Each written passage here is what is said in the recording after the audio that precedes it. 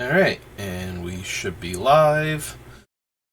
So, I've been spending the past few days when I had time to be streaming, playing the Brothers War, and I might even do that again tonight. I do hate having to redo all of the tags over here. I know you can't see it, I'm looking at my OBS right now. Deck building and Gix and Commander and whatnot, and take out all of the draft and Brothers War and stuff. So, but I did want to get back to Gix. I still haven't opened him yet in the packs to draft him. So I'm looking forward to that, though. I definitely want to kill somebody with Gix at some point in time. I'm going to be really sad when I open him and draft him and have a good black-based aggro deck, and then I never draw him, and then I 0-3. So, real quick, though. So I've been thinking about it, because even when I'm not working on the deck, I do think about it a lot. So, real quick, I need a duplicate tab, because I'm blanking which set. I think it was M19 or M20. But so I cut Peer into the Abyss at the time, and M21, okay. I cut Peer into the Abyss at the time because we were getting away from punishing the opponents for drawing. What I did not consider, though, is how Peer into the Abyss works to my benefit with Gix to have enough cards in hand to discard, but also with cards like the Scourge Familiar from the Urza's Destiny or Urza's Saga block. I think he might be from Destiny, but I think he's from actual Saga. So if we lost half our life and drew half of our deck, also we might be able to gain way more life back with Sheoldred by doing that. In addition to being able to just target somebody with this and kill them while Sheoldred's in play. Peer into the Abyss lets us pick up a huge pile of cards, discard those cards to add black mana, and then discard the rest of them to activate Gix. So it really does, just because we spent 7 mana in a single turn to cast this doesn't necessarily mean that we can't still immediately win the game with the other cards in our deck. So I kind of want to add Peer into the Abyss back into the deck and try and get it in.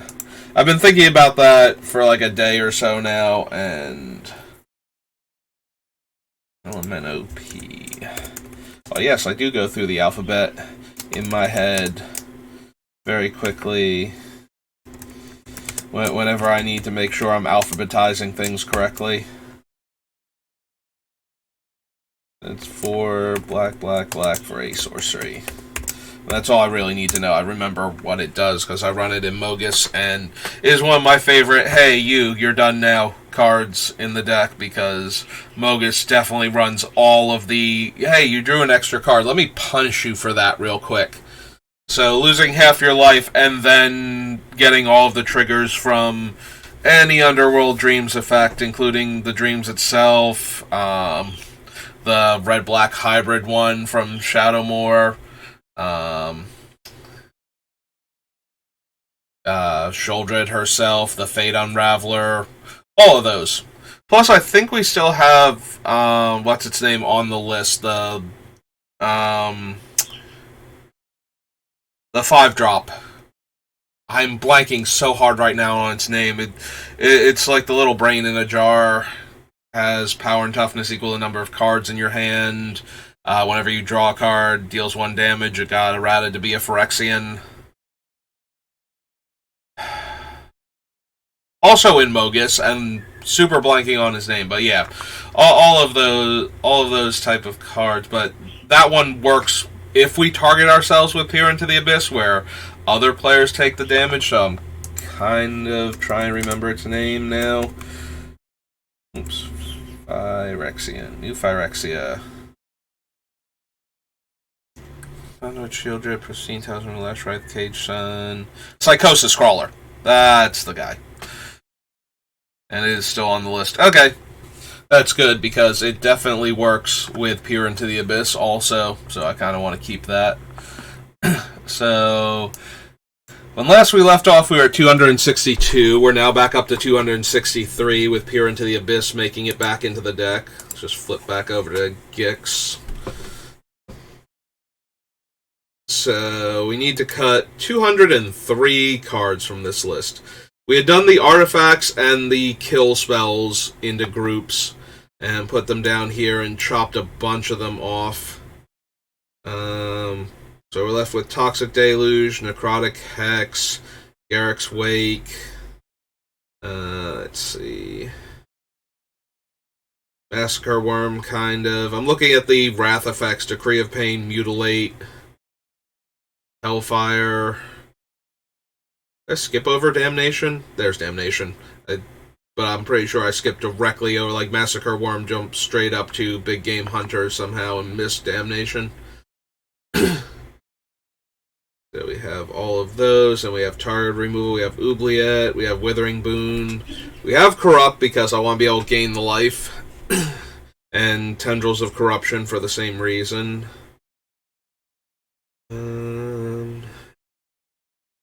We might not need all of the comes into play, kill a creature things, although they are somewhat helpful because all of them have evasion. Like, Gearhulk has Menace, Shriekmaw has Fear, and Bone Shredder has Flying, so all of them have ways to then get in for damage, whereas something like Ravenous Chupacabra is a 4-mana 2-2, but then it's just a 2-2 in play, so it's a lot harder to get it through for damage consistently to draw extra cards.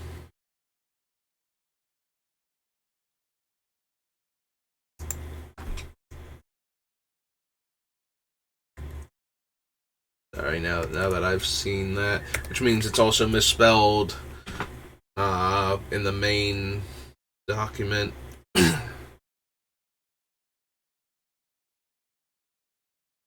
Part of me wants to cut Big Game Hunter for the same reason, but we can Madness him out for black, and Madness spells I feel like just have a tiny bit more utility, especially super cheap ones to Madness, because it's way more likely we'll have like an 8th mana or even a 9th mana with Gix out when we activate him. So we could get the benefits from something like Big Game Hunter, or the one that raised dead on a black creature for Madness 0. And then there's a couple other random Madness creatures in the deck, or Madness spells. We did cut both the Gibbering Descent and the Necrogoyf when we decide to move away from anything focusing on the first ability, but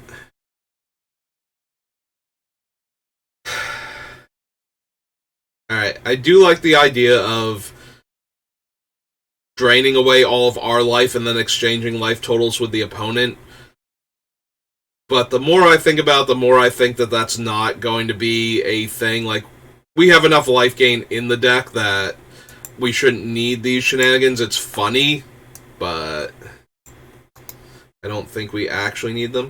Now, why did it I like how I highlighted it and went to click on it, and it decided, oh, you mean not highlight it real quick.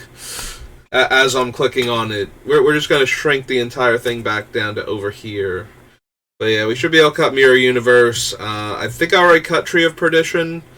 So that leaves the Soul Conduit and Profane Transfusion that we can take off the list. That'll bring us down to like 260. Let's see, so it's like Soul Conduit. Oops, Soul Conduit is 2. Cut that. And Profane Transfusion. No, not Profane Tutor. Profane Transfusion. And the Tree of Perdition. Okay, we did cut the tree already.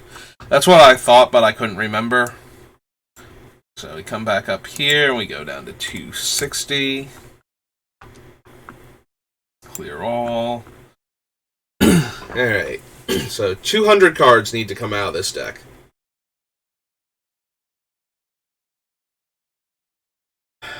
You have to sack a creature on our upkeep for Gate to Phyrexia to kill anything. Do we not have enough good permanent removal in our artifacts that we need a card like that? Because I don't think we actually do. I don't think I put a lot of artifacts on this list that can kill artifacts or enchantments. So our enchantment removal is almost exclusively Feed the Swarm. And right now our artifact hate is Gate to Phyrexia, and maybe I want to do something about that. Maybe I want... I don't know. I don't have ways to sacrifice artifacts, so the Spine of Ishsa is kind of out, and our creatures aren't going to be able to do that from the way the deck is built, so... Going to need an artifact or two. Like, we have our O-Stone. I have my one table flip, but maybe we need another, like, more targeted ability.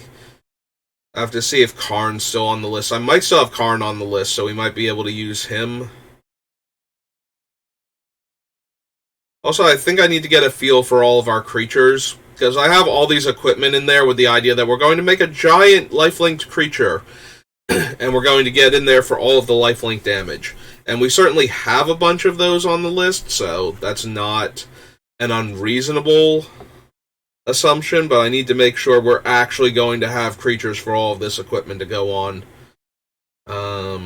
Otherwise, we probably need to cut a bunch of the equipment at the very least. Bloodchief's Ascension, we're still probably doing enough damage per turn. We have a few other cards that can deal 2 damage on the opponent's turn, like through anything that they're doing. Not necessarily having to be in combat or making them jump through a hoop to take the 2 damage. Like, just Sheoldred and having them draw their card naturally meets the requirement. So we should have enough cards like that where something will happen and they will lose 2 life. I just don't want it to be anything too convoluted at that point. Like, I don't want it to have to be like one of their lands dies. Well, I don't have land destruction. Certainly not a lot of... like, I could probably put a Strip Mine and a Wasteland in, and I might, but this deck desperately wants more swamps, I feel like, than some of our other decks. You know, like, desperately wants basic swamps. Even with Urborg, I don't want to be overburdened by too many lands that aren't swamps, so that way, you know, if something happens to Urborg... A lot of the games that I tend to play in, Urborg shows up and nothing bad happens to it, but that's not necessarily true in the greater sphere of Commander decks, the wider world of Commander decks. Yeah, I'm used to playing Tomb of Yawgmoth, where people are like, oh, mana fixing, or oh, now my fetch lands can tap for mana and I don't need to crack them just yet. So all of those are actually kind of beneficial to other players, and they leave Urborg alone, but I am sure there are Commander players out there that are like, no, I snap kill Urborg, because when you play Urborg, it's so that your Cabal Coffers and your Corrupt and everything else are, like, way better than I wanted to deal with. So we're just going to not have that be a problem right now. Yeah, I accidentally spun the wheel a bit and jumped down. Okay, there's Bloodchief Ascension. And I scrolled back up, but I don't think I scrolled back up enough, and just kind of want to keep scrolling through, getting a feel for where I'm at with deck building again, because it's been a few days since I actually pulled up the list and looked at it. Coil Engine, Massacre Worm, Psychosis Crawler, Angromancer. Opponents are discarding cards. We don't make opponents discard cards anymore, do we? Opponent discards a card or their creature dies. We gain 3. But a lot of our things don't make the opponent discard anymore. That was like more of a sub-theme of the previous deck. She is a 4-mana 3/3 flyer, and their creatures dying do give me 3 life, which actually kind of makes it hard for like an aristocrats deck to kill us. Because even when they're comboing off, a lot of the times they're only draining for like between 1 and 3 damage. So even if they can go infinite, they might just be able to gain infinite life. And we do have Sorin Markov still on the list, so even going to infinite life wouldn't necessarily, I'm at 1 billion life, because, Magic doesn't do infinites. Because infinity minus, 135 damage a turn is still technically infinite. Because that's how infinity works. It's a concept, not an actual number.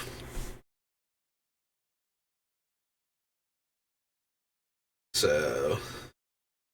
But yeah, we could leave this in, but that might be something that gets cut now.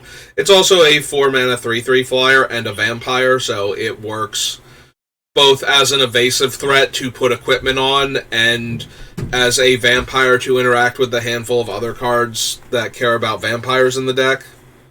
Which we might be cutting some of them also. We have a fair number of vampires, but it more matters... that it's gaining us life from our opponent's stuff dying than that it's a vampire right now. Yeah, we might wind up cutting the Crossway... I forget their name. It's not like Mischief Makers, but that's kind of the general idea of their name, is that they're a bunch of silly pranksters, and never mind the fact that they're, deadly vampires. I don't know, maybe the name is more threatening than that, but their name, they're like Crossway Troublemakers or something, I feel like.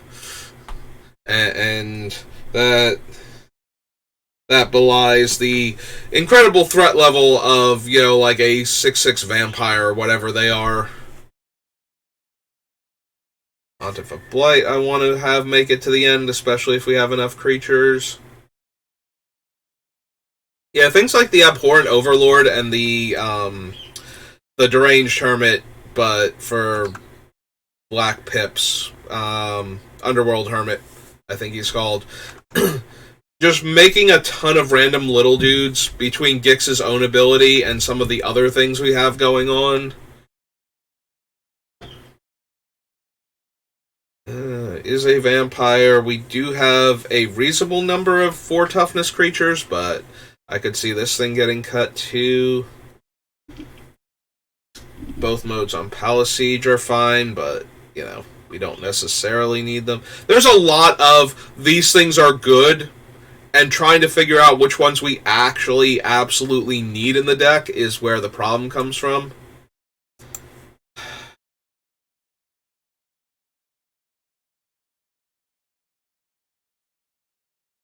Like, I don't want to take out too many of the life gain cards. I'm looking at this Essence Depleter, and it's just like, yes, I can spend, 6 mana and drain 3, and then I'll have 3 extra life to work with. Do I really need this? Do I not have enough random lifelink creatures and gain life based on the number of cards in my hand, and all of these other things where I'm not just going to be able to ignore things like this, and I'll still have plenty of life to work with?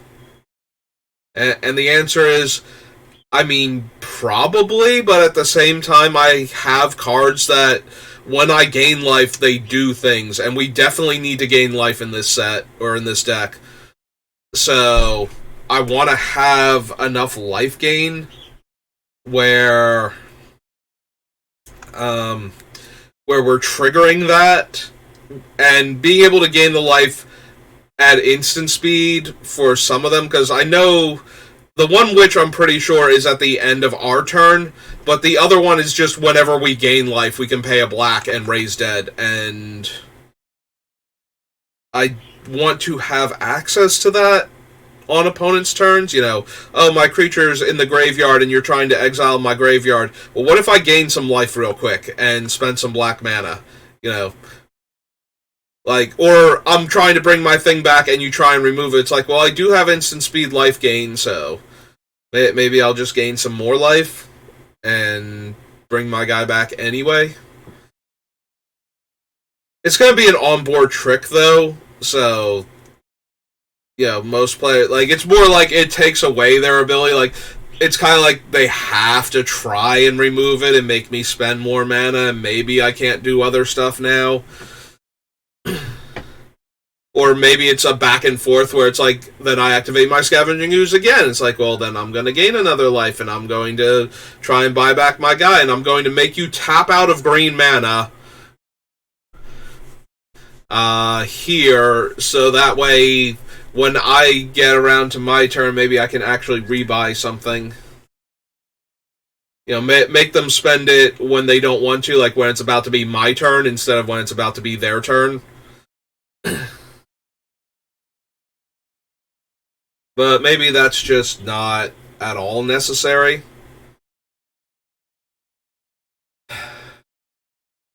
Also, I'm starting to feel like I'm amused by having swarms of creatures and then having our opponents die to something like Throne of the God Pharaoh. But the more I think about it, the more I think this is basically completely unnecessary. Like, if we're winning, it doesn't matter that our opponents are losing life for how many tap creatures we have. Like, we're going to throw haymakers way too hard for, like, the 3 or 4 damage this thing will cause to be relevant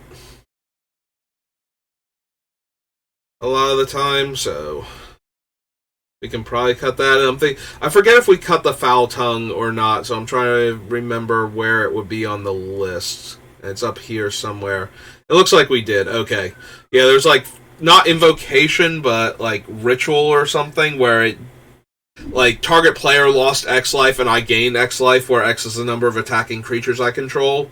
So I could theoretically attack one person and then drain another person equal to the number of creatures I had, and that's neat, but it's not... Again, it's not anything that the deck super needs, so I wanted to get rid of them. We have tons of mana. Razaketh might still make it in. I've put him in, like, every mono black deck, and every time I've come anywhere near an Aristocrats build. Razaketh, when you can play him and still have mana left over, tends to just win the game instantly. He is, what, an 8-drop, though? Yeah, 5 and 3 black. So, he's not easy to get to that point, but if you ever get to that point, he's especially absurd in Aristocrats. Like, that's where he's most at home.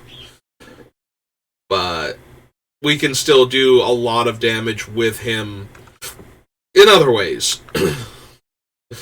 Like, we have the Scourge Familiar, we'll be drawing lots of cards, so if we can just find an extra moment, like an extra black mana and a moment to just feed him one of our creatures and go grab whatever combo piece we're missing, we can probably just win a game, like, after resolving Razaketh, so... He is one of those type of cards where it's very possible to put him into play and immediately win the game. I keep saying that, but we keep not quite getting there on the deck, and I wind up cutting him, which makes me feel a bit bad. Sax the creature, I get the creature Planeswalker. Yeah, I feel like I didn't cut it the last time we were looking at it, but the Eldest Reborn is more of just a very good value card, not necessarily what we're doing anymore. It was in the deck, and I said this the last time too, it's the stage 2, each opponent discards a card.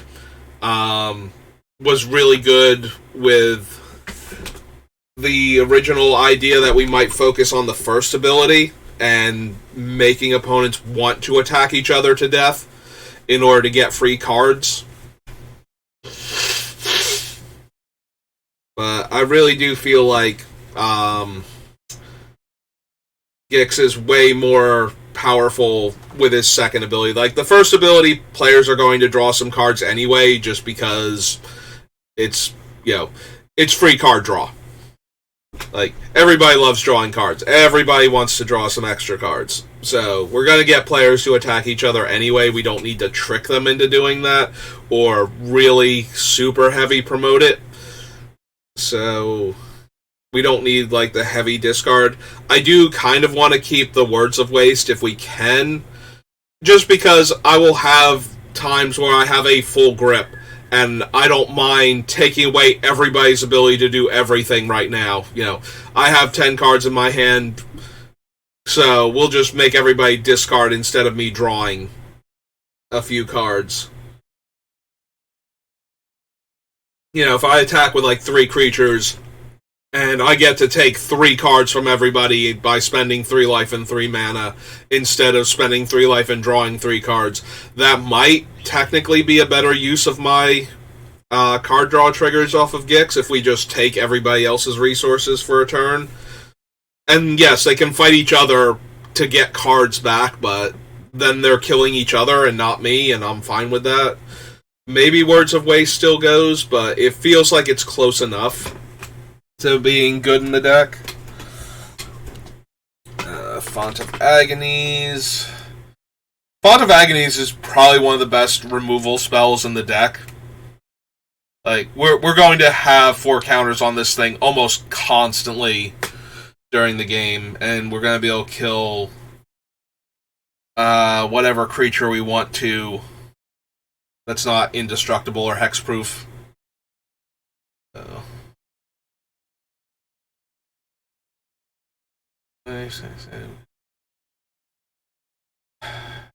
We're probably going to wind up cutting some of these cool random things, like the Clackbridge Troll. I do like it. Like, I think it's actually pretty good in this deck, giving our opponent, like, one of our opponents a bunch of O1s.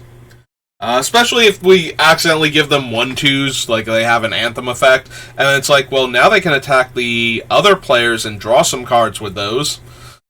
Like, I'd be okay with that. But yeah, I can see us winding up having to cut it just because, like, it can gain us 3 life and still draw us a card. If one of the opponents wants to tap it down, but yeah, I think it's just a fun card that's not actually going to do enough. So let's go ahead and cut that.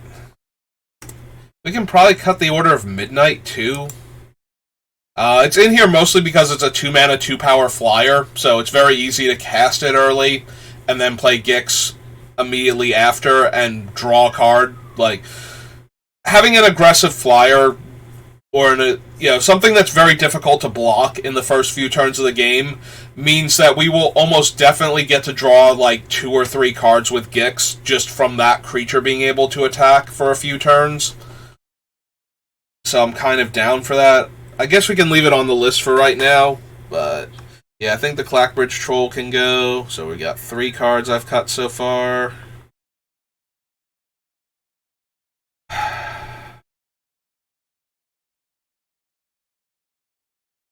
Yeah, we can cut Revenge of Ravens too. I kind of like the idea that we might gain more life than we lose from opponents attacking us, but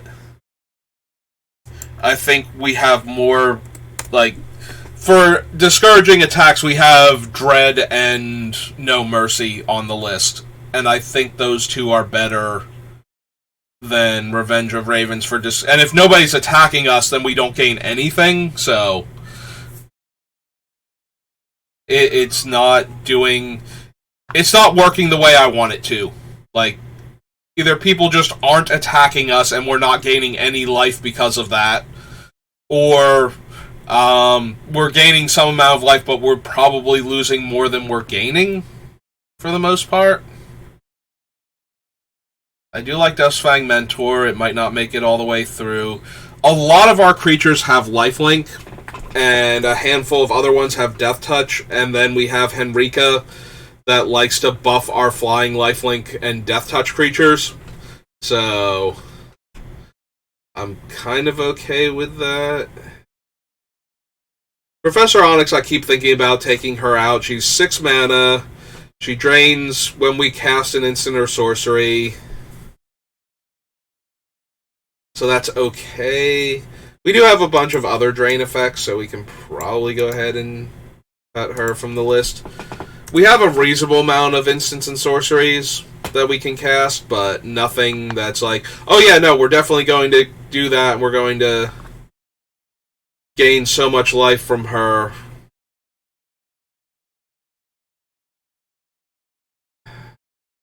I want to keep the book in, because that basically every one of our turns we should be able to make a zombie token. Like, we should be able to lose 2 life every turn to basically anything, but primarily Gix. Like, Gix is the ideal, but... Sorry, Morbid Opportunist. I think I'm getting enough card draw that I every time I build a black deck, Morbid Opportunist makes the list, because I do love that card, and things just constantly die in Commander, so it's really easy for me to justify in my own head that we can run him. Like, I'm pretty sure he's in at least my Mogus deck, if not a couple of my other Commander decks, just because I love the card draw on him so much. I do want to keep Containment Construct for right now. Like, most of the time we're not going to be able to cast a bunch of spells. Like, if we discard our whole hand, we might be able to pick, like, 1 or 2 cards we can exile with him, but if we get those 1 or 2 extra cards, I'm okay with that. It depends on how much other discard I have in the deck. If I realize that we're almost exclusively relying on Gix in order to discard cards, then maybe I don't want Containment Construct anymore, but I'm pretty sure we have a couple others. I think Shakedown Heavy can go for the same reason we got rid of Blackbridge Troll.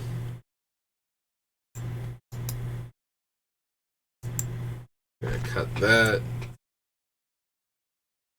We can leave the Underdog for right now. Scrivener, I'm going to be sad when we cut Scrivener, because it feels like it's going to be a really good card in this deck. Like, this seems like the perfect home for it. I'm gaining life and losing life in, like, 1 and 2 life increments all over the place. So, we should be able to put, like, realistically, we should be able to put, like, anywhere between 3 and 5 counters on this thing a turn. And then it's a base 2/2 flyer, so it shouldn't be that hard to actually, like, get in for damage with it, and and possibly gain with all the lifelink equipment that we have and whatnot. We should be able to gain lots of extra life from Scrivener, which in turn will put more count. Well, gaining life from just the Scrivener itself will put another counter on it, but yeah, and then we can lose a life and draw a card because we probably hit the opponent for damage. Scrivener is going to be like one of the ones towards the very end where I just cut it because it's a 5 mana thing. It costs 3 mana. When this thing is a Phyrexian, we give it a 1/1 counter, and we draw a card and we lose a life. So it's a 3/3 Death Touch.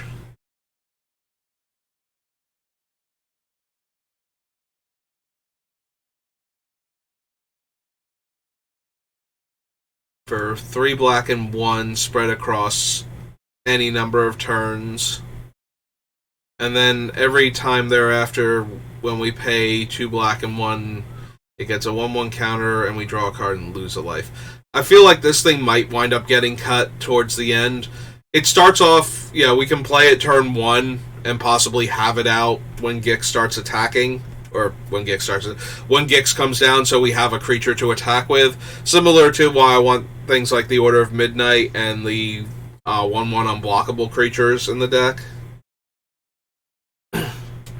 But we only have so much room for that. This thing, though, does constitute a growing threat after that lets me grab extra cards for 3 mana at a time, but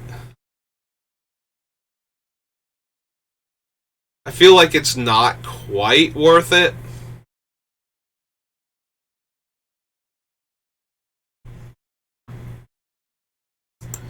Yeah, I think we're okay to take Evolved Sleeper off the list.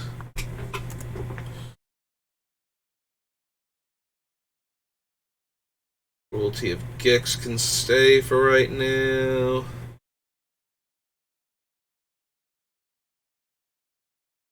Another card where we have the first mode where we get to take a card away from the opponent, but the functional Grim Tutor into reanimate a creature for 5 mana seems good enough to still want to run it. Maybe I don't have enough room for it. Maybe I'll cut it because I want the cheaper tutors.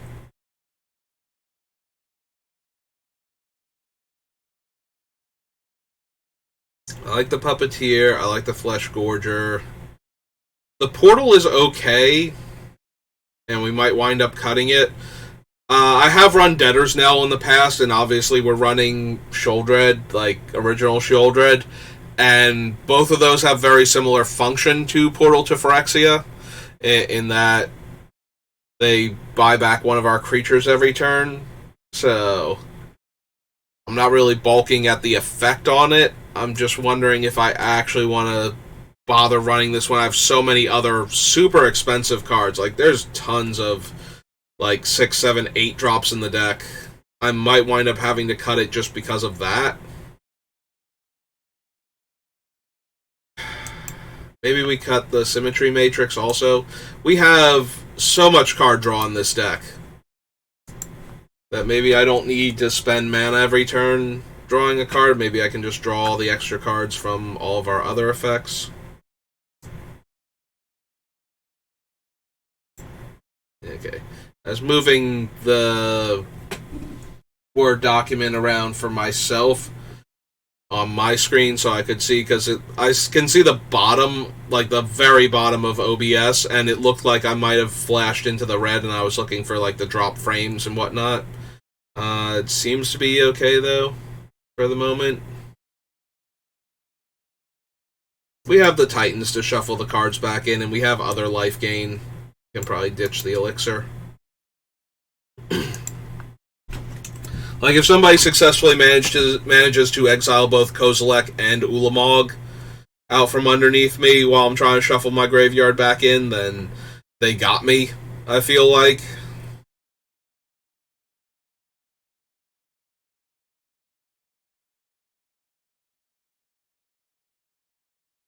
Gain X, draw X based on the creature's power.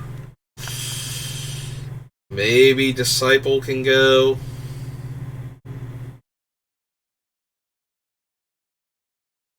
Yeah, we have so many, like, big haymaker cards that there's a part of me, like, we have enough things going on in the deck at the lower mana cost and enough ramp that the higher end stuff is very attainable.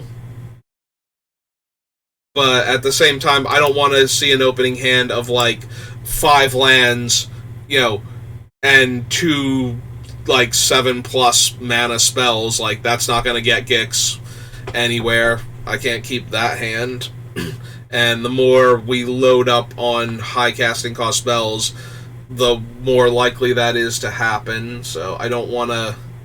I want everything in the deck to be like a 7, 8, or 9 drop, but just because we have a lot of fast mana in the deck, because if we don't have the fast mana immediately in hand, we just have to keep discarding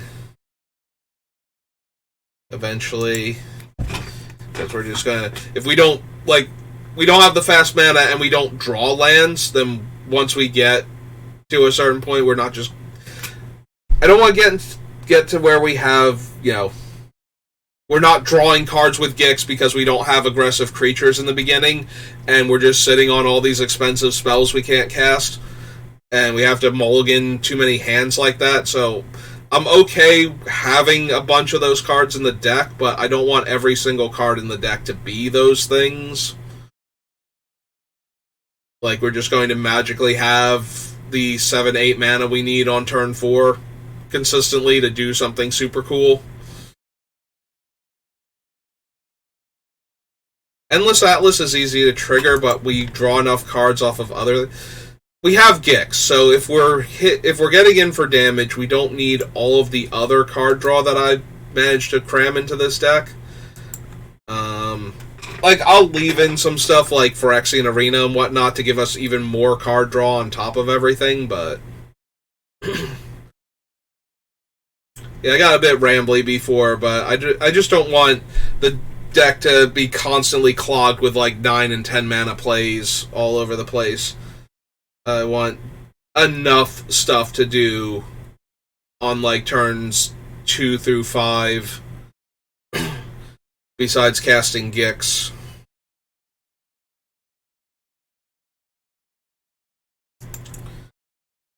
Yeah, probably don't need Dogged Detective. He surveils too when he ended. Like, he's really easy to get back, but I'm going through all this trouble to get a 2-1 for 2. Like, I would rather have an evasive threat. You know, if he had Menace or Death Touch, or Fear or something, I might be down for him. Like, we have plenty of other rogues still, and assassins. Don't think we have any mercenaries, but... Or no, we have the one mercenary. We have... I keep forgetting that one, like, Doom Necromancer is randomly a mercenary for whatever reason. I guess it's because he came on the tail end of... You know, he came out in, like, Odyssey, I want to say. Or no, he's Onslaught, so... He would have only been able to help, like, Extended and Legacy, mercenaries, and mercenaries were so terrible that it's not like one card was going to tip it in their favor. Also, you need like the 4 or 5 drop mercenary in order to go get him, because that's why mercenaries were terrible, is that they work downward instead of upward, the way the rebels did.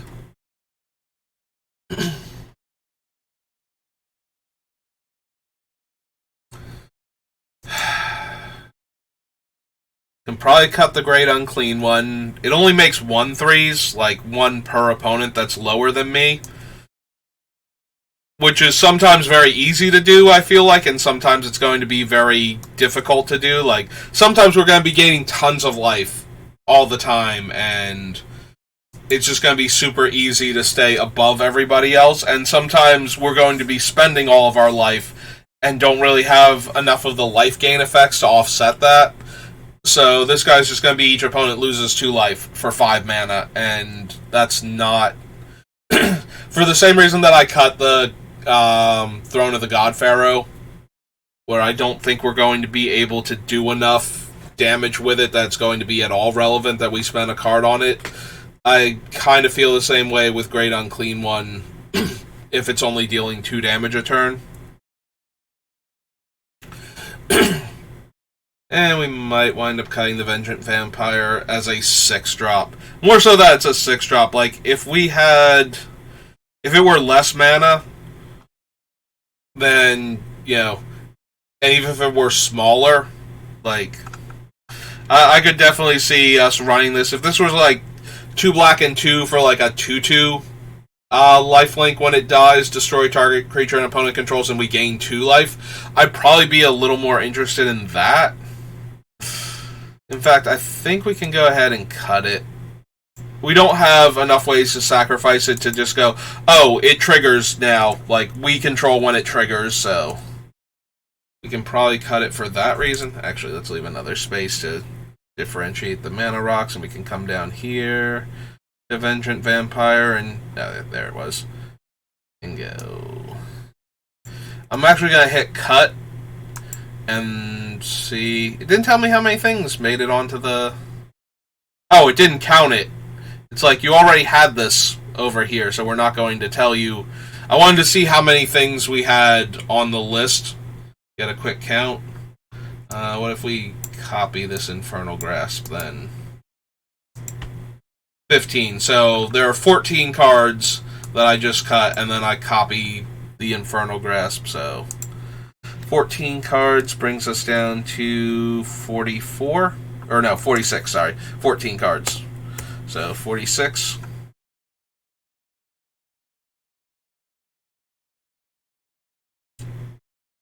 Let me clear all.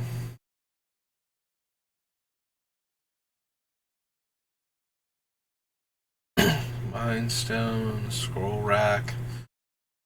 Scroll Rack has so much potential in this deck. There's a very real chance at some point in time we're going to be putting, 20 cards on top of our deck with the right draw.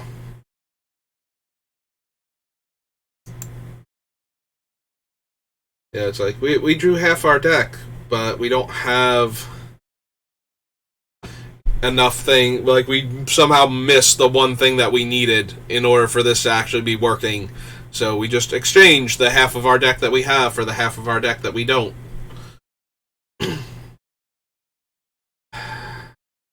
Cause of Gix is probably going to be too low impact. So we can cut that. What are my actual discard outlets besides Gix himself? I'm kind of curious now. I want to see how we discard cards in this deck. Because there are some things I might be able to cut just because I'm acting like we're going to have all of these discard outlets. And so we have Scourge Familiar as 2. Memory Jar, kind of.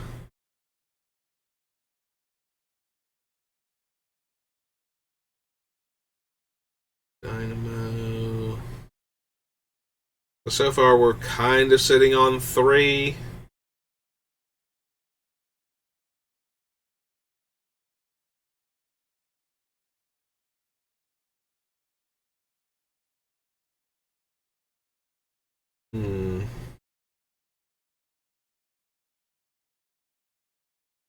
Okay, Kakushu, none of these. Another Trader, Tendrils, Big Game Hunter, Damnation, Imp's Mischief, Magus, Slaughter Pack, Deathrender, no. Nothing making us discard cards.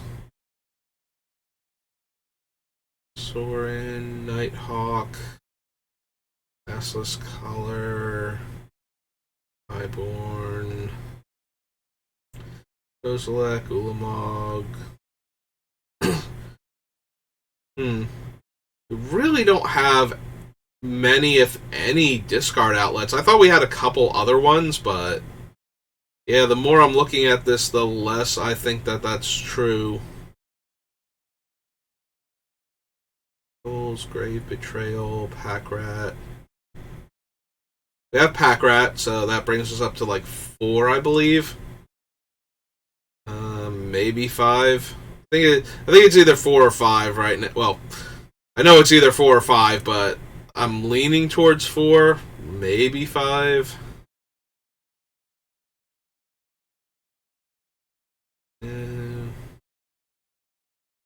DC, Oblivion Sower, Ceaseless Hunger, Distortion, Promised End, Dante, and Harmonicon. Do love me the Archfiend of Ifnir, but like he can stay in just because of the way he interacts with Gix himself. Like, you know, we cast this on 5, we get to 7 mana and we activate Gix. That's pretty much going to kill our opponent's entire board states a lot of the time. So I'm still okay with him. Similarly, Shadow of the Grave gets me back everything I discard to Gix. So that's okay. But yeah, I'm starting to think the more I look at my lack of discard. Also, I'm, for the same reason that what I'm about to say, that I'm cutting because of lack of discard, I do kind of count the Doom Whisperer towards that also. We cut all of the things that make us and our opponents discard that I was originally planning on running, which means a lot of the random Madness cards are not as good, but more importantly, the Reanimator cards are nowhere near as good if we can't make the opponents discard cards, or make ourselves discard cards, rather, for them.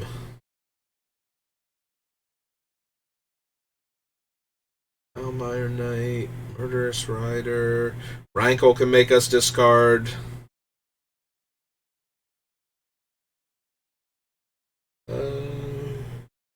So Oblivion, Alice Blood Mage, no. Poet's Quill lets us discard once.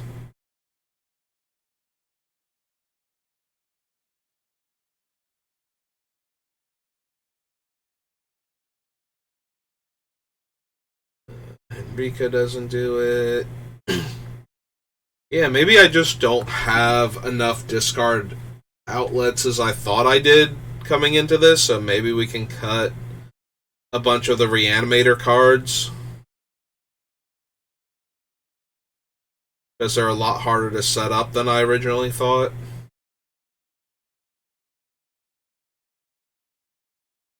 Grave Titan. Yeah, just don't see anything. That Lily doesn't make us discard. Derek's Wake, Soul Innistrad. White Fang, Silver Smoke Ghoul, Peer into the Abyss.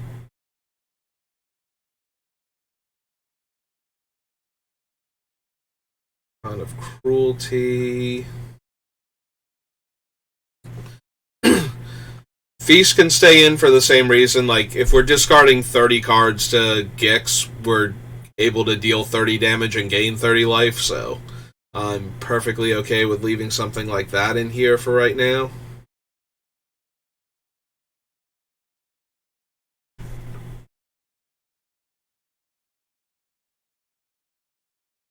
But yeah, we can probably cut the Kitchen Imp. Like, it's way down now compared to where it would be if we could, theoretically cast it that quickly, like for the black mana, and then get in for 2 and draw a card off of Gix. But it doesn't look like that's actually a realistic thing we could do with this deck, so Disturbance, Archfiend of Spite.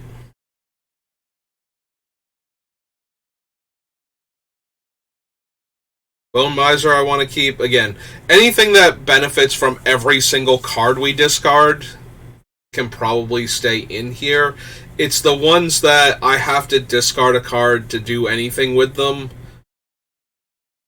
that seem like, discard one or more cards, or discard this card specifically, or discard at certain times. Like, none of those seem particularly good. When I get a huge advantage, the more cards I discard, just because I can throw my entire hand away to Gix, those seem way more reasonable than, the other things I've been looking at, and I'm getting the feeling that, we're going to wind up cutting a bunch of those. Like, we're going to cut a bunch of the Reanimator cards, I feel like. Just because I'm not getting creatures into my graveyard as easily as I would like. So they have to get there either because somebody else made me discard them, or because I already have enough mana to cast them naturally and they died.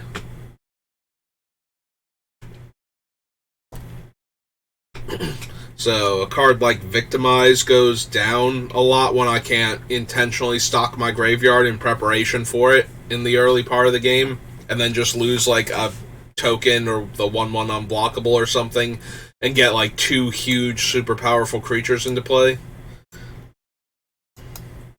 I think we're good to cut Victimize, and there are a few other Reanimate spells that just kind of go down in value when I can't get the card into the graveyard as quickly as I would like. So I think we can cut the Reclamation. Reclamation is decent.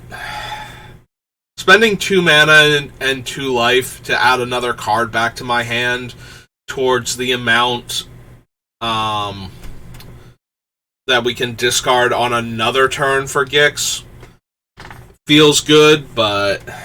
And it also allows me to... Like, it gives me another way to buy back a dead creature in response to graveyard exiling, so that I don't lose them forever, but I think we don't need it. The Apprentice Necromancer can go.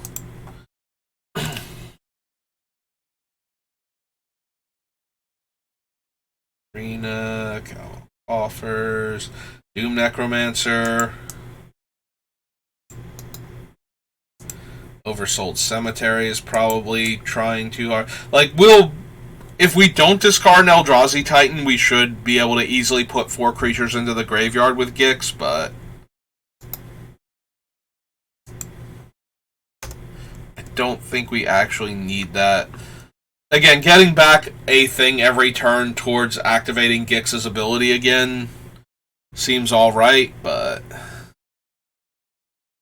we don't have... We need to make 200 cuts, and a lot of these just feel like they're not going to do what I need them to do, like what I originally thought they were going to do when I put them in. Beacon is one of the few that I'm tempted to leave in, because it does work on opponents' graveyards too.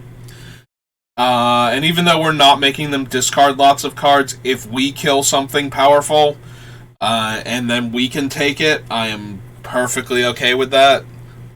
Like, we do something powerful and it dies, and we get it back, it's okay, because we have to invest all the mana back into it again, but somebody else does something powerful and it dies, and we get it, and we only spent 5 mana on it, seems a bit better.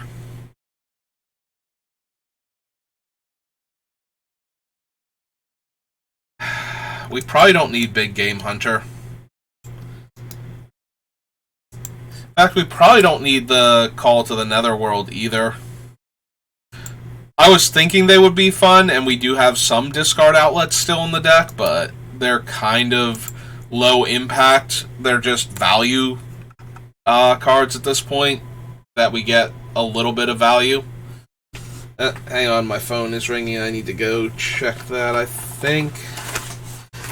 So, I'll mute it, and I'll be right back.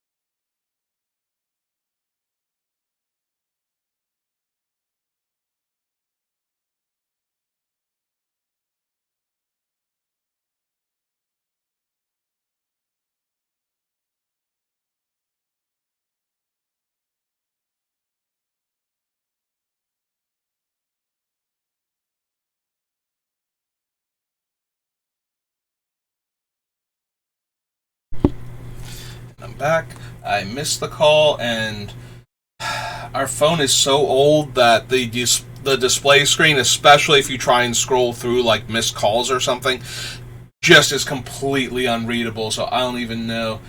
I was wondering if it might be another member of my family calling about dinner, possibly, because my mom's been working like super weird hours. When you move into the holiday season, she's in retail, so her hours get all over the place, so she might have been calling about early dinner, so that way she can just like go to bed later on.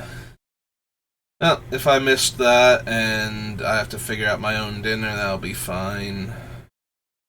Get back into it. I did bring the phone back here so I can answer it if they call back. I'm not even sure if it was her at this point. Polluted Bonds.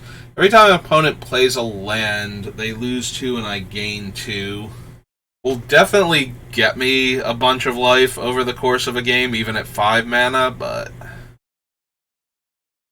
might not be necessary. Let's get back to focusing on the things I was focusing on before, though. The cards that are worse for us not being able to discard tons of cards, especially whenever we want to, outside of activating Gix's ability. Expedition Map, Sorin Markov, Vampire Nighthawk, Basilisk Collar. I might lose the Highborn, but right now... Also might wind up losing the Walking Atlas. I did want to put it in the deck because we're drawing tons of cards, so potentially we will have, plenty of land to make land drops with.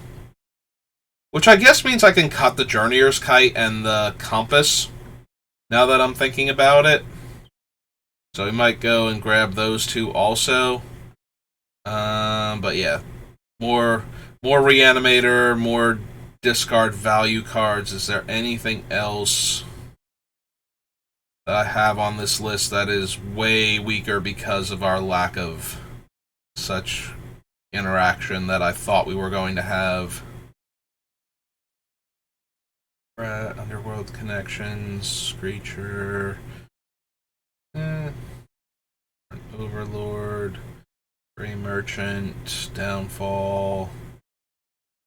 We can leave the whip. Like, first and foremost, the whip gives all of our creatures lifelink, so that has value in and of itself.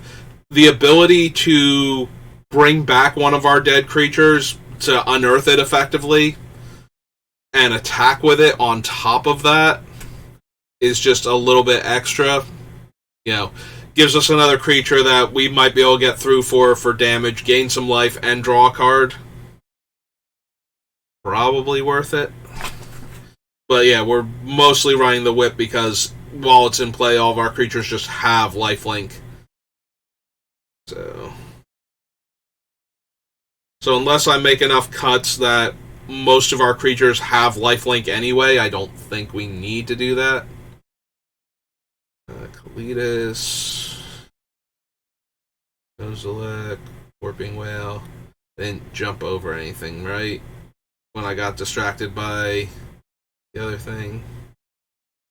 I don't think so. Palace Siege, similarly, like, it gives us a creature back if we want it to, or it drains for 2, so we have more life. Maybe Palace Siege isn't that good, though. Like, I don't think either mode is insanely good on it, so maybe we just maybe we just cut Palace Siege while we're at it. Razaketh the Foul-Blooded. Godpharaoh's Gift can stay, because once we activate Gix, we should have... Again, assuming that we didn't shuffle everything back in, and maybe that's going to... We only have the 2 Eldrazi Titans, and they're mostly in there so I can discard them so we don't deck while drawing, like, you know... I have this in my head that we're going to draw more than, like, 10 cards at a clip sometimes, and I want to be able to... not deck myself and be able to keep drawing like that, because if we can just draw that many cards a turn and activate Gix that many times, like for that much, for X being that many cards each time, we're going to win those games anyway, so I just don't want to deck out while I'm doing the cool thing, because I'm having so much fun valuing out with the deck. Also, we have tons of fast mana, and having the Eldrazi Titans means we can potentially cast them very early. And having an Ulamog or Kozilek just come down on like turn 5 or 6 is actually a very hard thing to deal with if they don't have very specific cards at the time that happens, especially Ulamog. Like, Indestructible is just such a thing to have to deal with. If he ever picks up, like, Boots or Greaves and starts swinging immediately, that should just end the game. But even if Kozilek grabs one of those and starts attacking right away, that might be enough to kill, or at least cripple, one or more players at the table, so that way we can potentially win the game just off it. Like, it'll die, and then we'll shuffle everything back in, but we get a huge immediate advantage from it if we can give it haste, so... And we do have Boots and Greaves in the deck, still, because I want to be able to attack with my lifelink creatures very quickly. Also, I want to be able to attack with my creatures quickly in general, just to get the extra card out of them. Menace... Yeah, I got distracted again. Did I pass any other Reanimator cards that don't go? So, Godpharaoh's Gift was the last one where I acknowledged its interaction with these type of cards. Doom Whisper, Font of Agonies, Haunt of Hightower. Command the Dreadhorde gets to stay in because we can take stuff from everybody's graveyard. So for right now, that one's going to stay.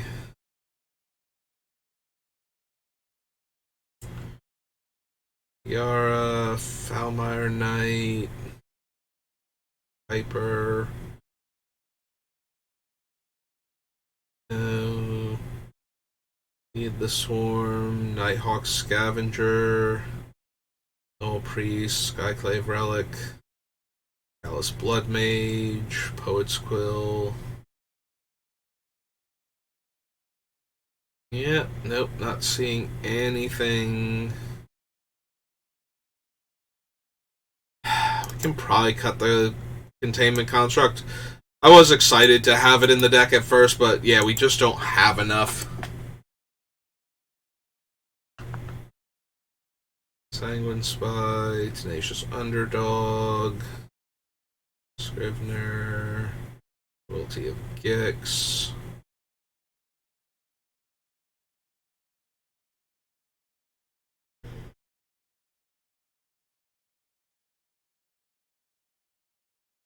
Brave Titan, no. Innistrad. Animus, Dread Presence, Scheming Symmetry, Villas, this Silver Smoke Pool, Archfiend of Despair. It's not the one that has Madness. Outcast.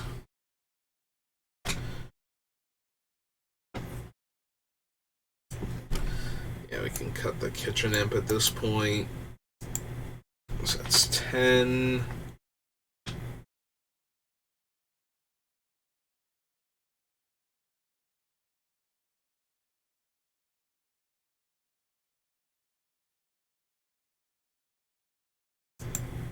Yeah, we can probably cut the Spite too. So that's 11.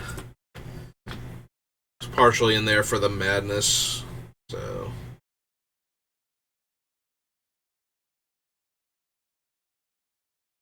Grim Hireling, Orcus, Crossway Troublemakers, Glassheart, Camber, Marie staying in for right now, Black Market Connections, Brain Stealer, Baracos,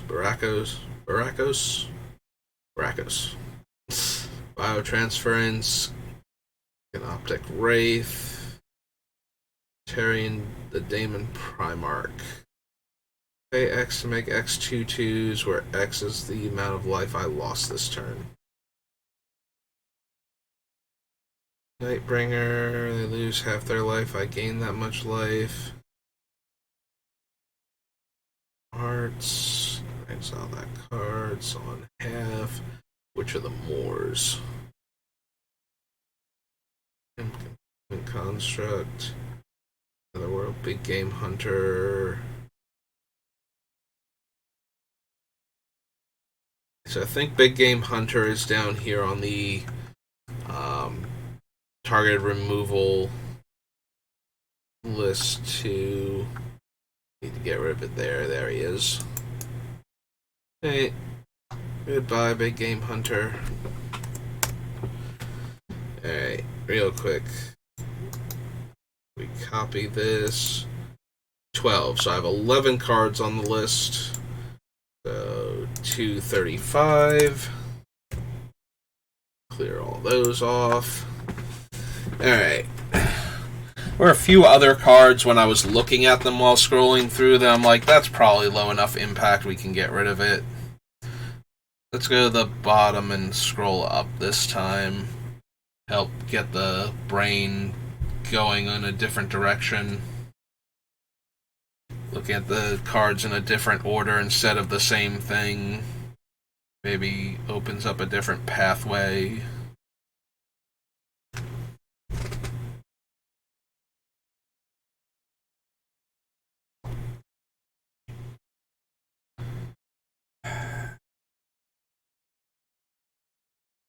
Power of the Nightbringer is an 8-drop. If I cast an opponent loses half their life and I gain that much life. Maybe I'm going to wind up cutting this just because it's another 8-drop in the deck. Like, I want to get rid of some of those, I feel like. Because we have so many, like, 7-drop dragon. Although the dragon in conjunction with, the only downside to the dragon in conjunction with Gix is that we kill the player we just stole all the stuff from. So, we don't actually... If the stuff doesn't come into play and have triggers and do things to the other remaining opponents, we'll just kill them by having cast all of their spells. So, whenever opponent's non-land permanent enters the battlefield under my control, that opponent loses life equal to the casting cost. So, yeah, Gix can just randomly kill a player in conjunction with this if we hit enough of their expensive stuff off the top. So, that is a thing I actually have to take into account.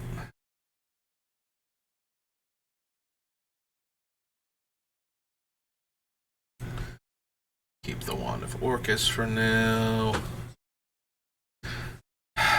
Rogue is a 4-mana creature, and we get 2 treasures when one of my things connects. Like, it's okay. Coven. Leaving Amalgam.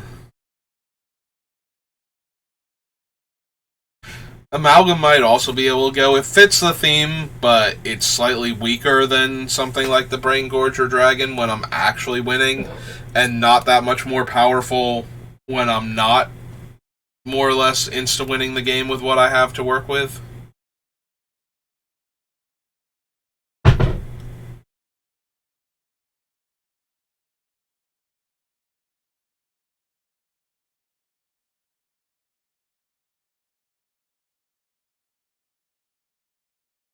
I'll consider it. Like, I do feel like I need to cut some more of these, like, really expensive cards from the deck.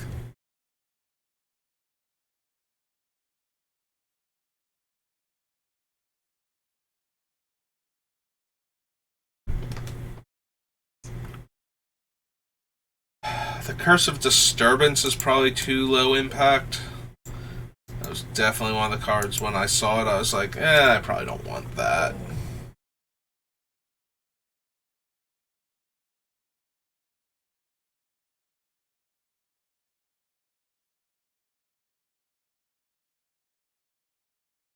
Sanity. We can probably cut the Archon of Cruelty. It's an 8-drop. Comes in play. Target player sacks a creature or planeswalker, discards a card, and loses 3 life, and we draw 1 and gain 3. We're already drawing so many cards. Like, it's okay.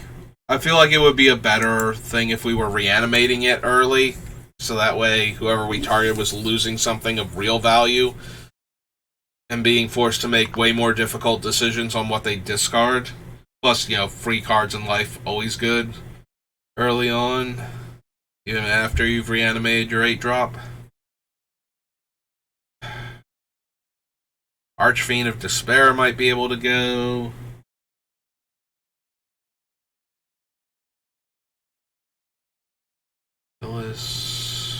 Scheming Symmetry. Might still lose Scheming Symmetry eventually, but we always get to draw the card. Like, well, not always, but almost always we should be able to go 1 black, put it on top, hit for damage, draw the card, or just draw off of one of the few other effects we have still in the deck that would let us draw a card. Yeah, I cut a bunch of card draw, but not all of it outside of Gix, so...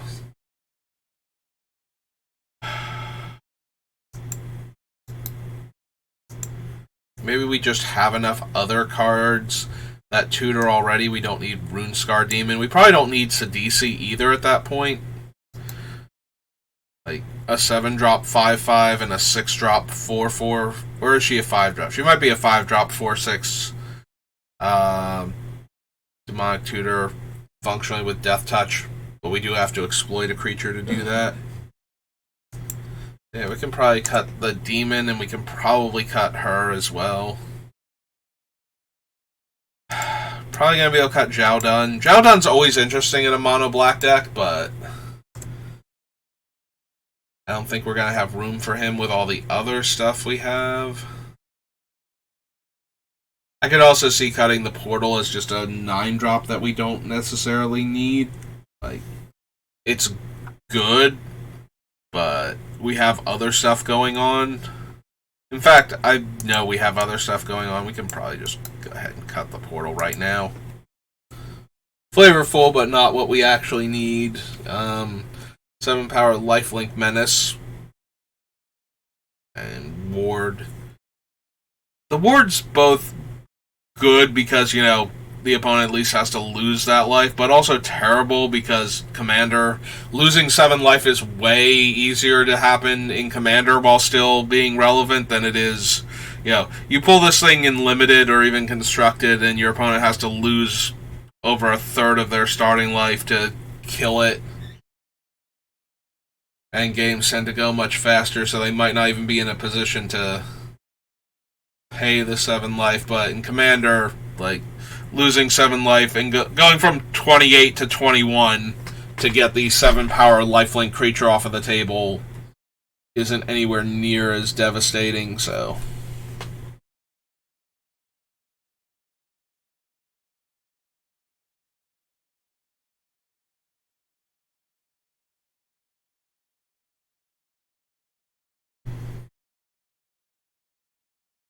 Darkness, Hand of Vecna, Poet's Quill, Blood Mage.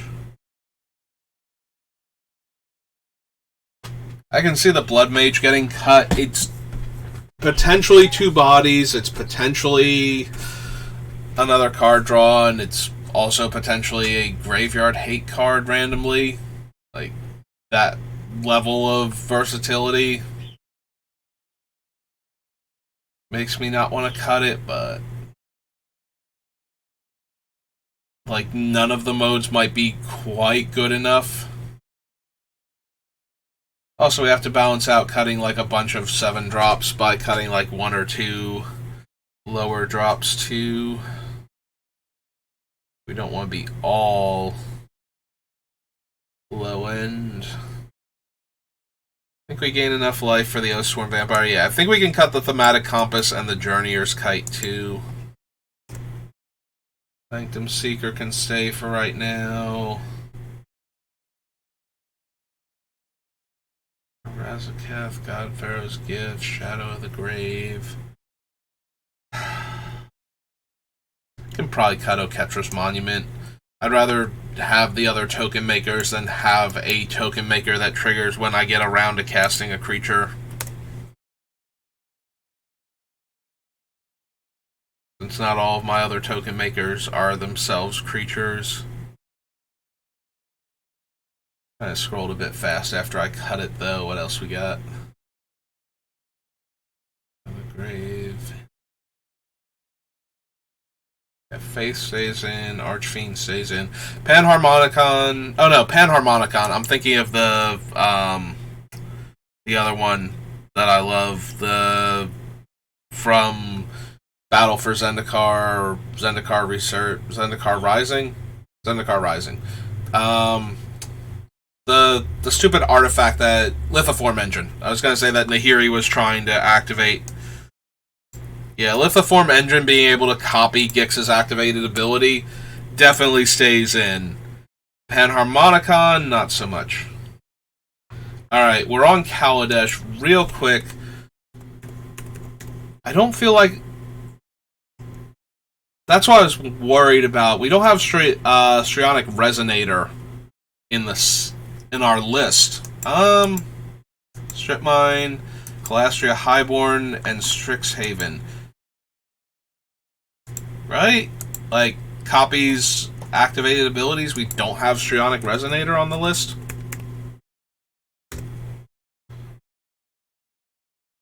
Triggered a bit. Oh, right. This is... I'm sorry. We have Rings of Bright Hearth. Or Bright Hearth in the deck. We do not have Strionic Resonator because it's a triggered ability. Wow, I'm blanking super hard.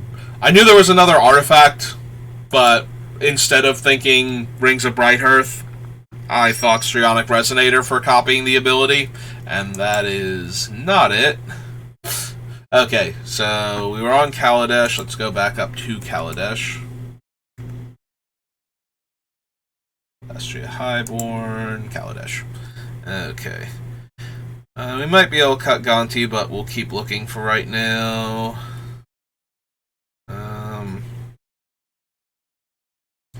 Maybe we cut from beneath the floorboards then, since we don't have enough ways to discard this whenever we want to. Like, we kind of want to be able to discard this at instant speed. I cut a bunch of the other one. Well, we just watched me cut, like, most of the other ones, so. But there was a part of me that wanted to leave this in because it makes a bunch of bodies that we can then attack with and draw cards, but if it's not, like, if we're using Gix, then we've already spent 7, 8, 9 for the double black, so we have to get to 10 mana to get 1 zombie. Yeah, that doesn't seem likely, and 5 mana sorcery to make 3 zombies is whatever.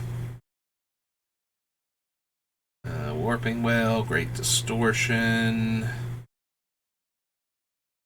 Essence Depleter stays for right now, but maybe not much longer.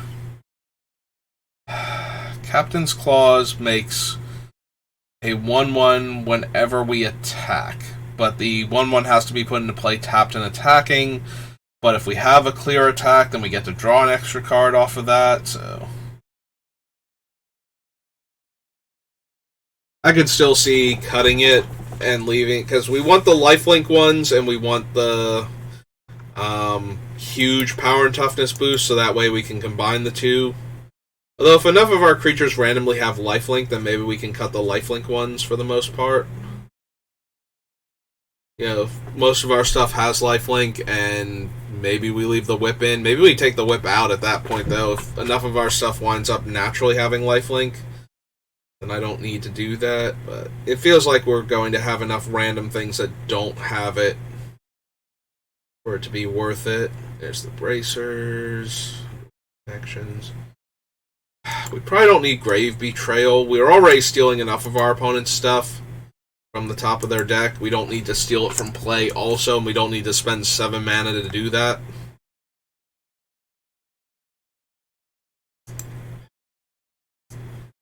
Enough card draw that I don't think the 6-drop super matters.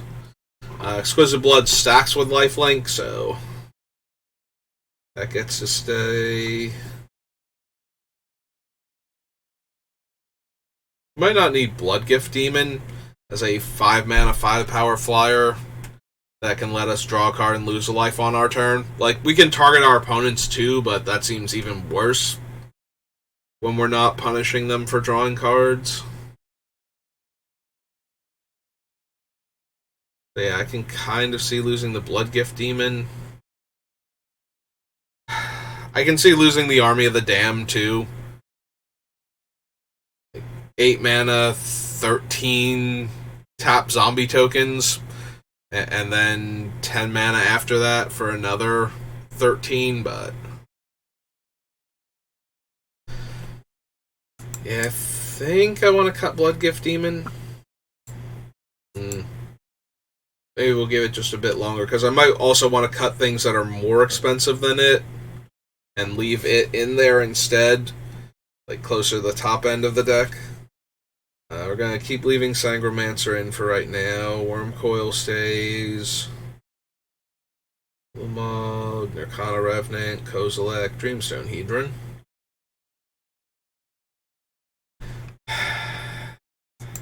Yeah, maybe the Walking Atlas is too low impact. I might supposed to be running Terrain Generator as a land, but probably.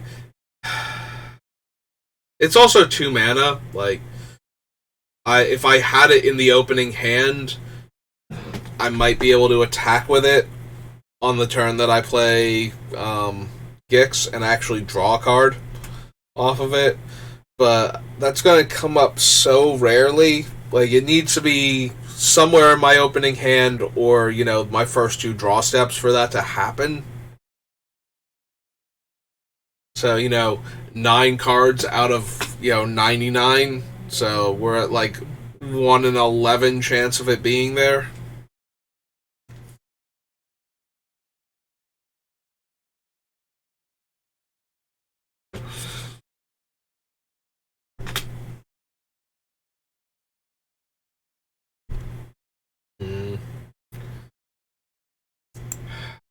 Maybe I leave. I'm gonna leave it in for right now. We'll probably wind up cutting it, but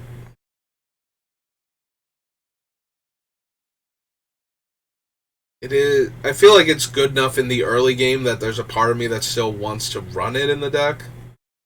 But maybe we'll have to cut it just due to lack of room.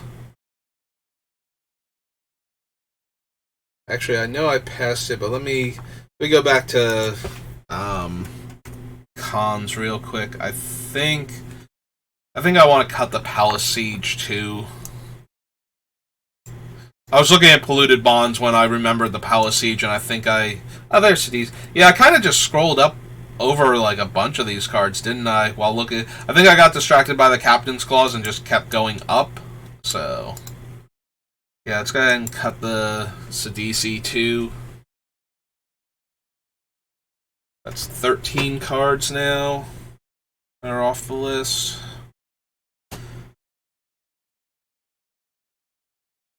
Yeah, I feel like I glossed over a bunch of these things, and then my brain like reconnected somewhere around. Oh, there's Pontiff and Illusionist Bracers and whatnot. So, Screecher, Cryptghast. Maybe we can cut the Underworld connections. Like, Phyrexian Arena doesn't cost us any mana once it's in play. Underworld Connections is technically costing us a mana, because it's not like we're running lands that don't have mana abilities to begin with. And even if we were, we wouldn't be counting them as land then for Underworld. And we probably need them. Like, it's not like it's going to be Tabernacle or something, where it doesn't tap to do something else instead. Yeah, we were looking at the Bloodgift Demon. Old Scourge. Pristine Talisman. Maybe the Pristine Talisman goes. I do want to be able to gain life, and I want like lots of incidental life gain too. So, and it does work. If we wind up somehow managing to keep the 1/5 drop from Strixhaven in here, Pristine Talisman as another way to give it a counter, like use the Pristine Talisman for mana to cast my spell, and our vampire randomly gets a counter. And then if the spell gains or loses us life, then the vampire gets another counter, and so on. Journal I want to have stay, Ulamog, Nirkana Revenant, Kozilek, Dreamstone Hedron, Walking Atlas again. I can pay black to make an opponent lose 2 life and I gain 2 life.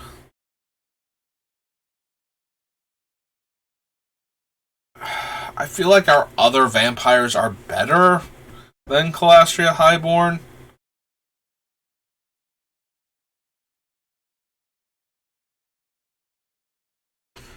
Like, I can see cutting that. We do have enough vampires, though, that I might want to... Like, we have both Nighthawks, we have Henrika, we have the Crossway Troublemakers, the Keru thing is a vampire that when we have our high toughness creatures die, we gain extra life. Depending on how many of those I've cut, like, maybe I don't have enough for toughness creatures. I'll have to look and see.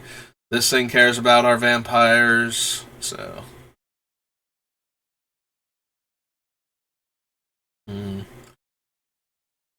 Maybe it is polluted bonds. We do potentially gain a lot of life from this, and it does really hurt the base green ramp decks. Like, really hurts them. Like, oh, I was just going to draw a bunch of cards and gain a whole bunch of life, and now all of a sudden I'm actually not retroactively, but, you know, if they gain a life when a land comes into play and they draw a card, you know, something like Tatiova, and then they lose 2 life after that and I gain 2 life, they're actually losing a life and drawing a card each time they play a land, which is not going to stop them from doing that, but we also get to gain 2 life each time to help us pay to draw more cards, so... I'm going to leave it in for now. It's another thing that might just go...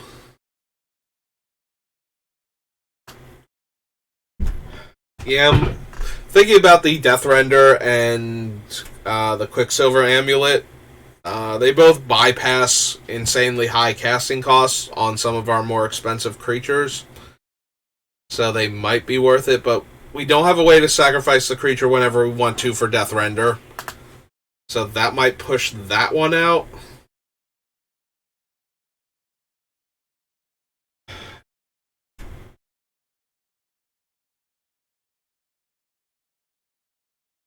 Maybe. It does help that once the Death Render is equipped and the creature dies, the new thing also gets to grab the Death Render for free. So if that thing dies, we can at least put down another creature real quick. Does have to die though, so swords and path and whatnot. Any bouncer phasing will stop me from getting my other cool creature into play.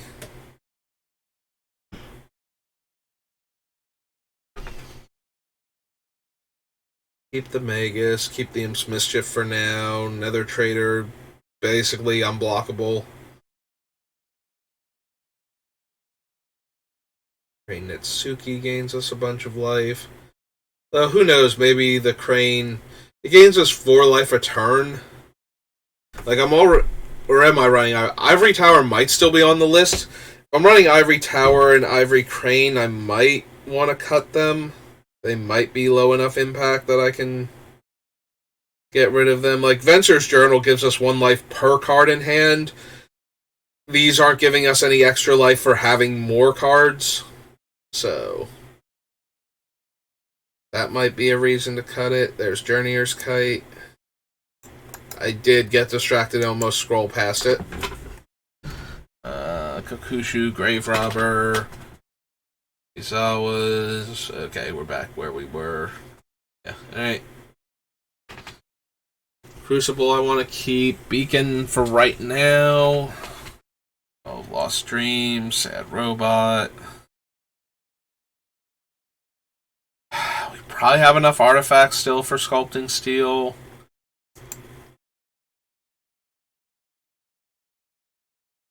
Yeah, I'm thinking about cutting the Mind's Eye. We draw so many cards, and getting to draw cards when our opponents do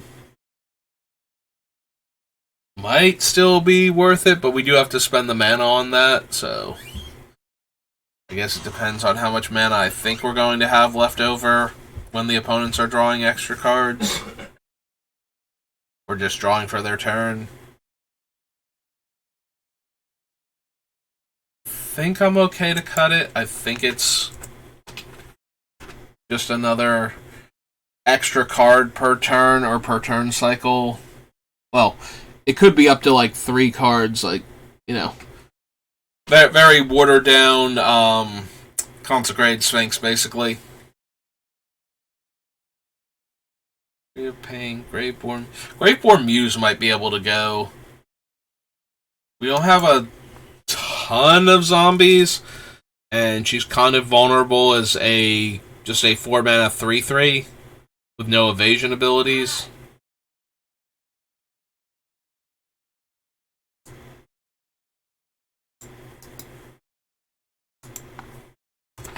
Yeah, I don't think we need her. We do have like enough zombies to potentially get like 2 or 3 cards from her and lose 3 life. Sometimes.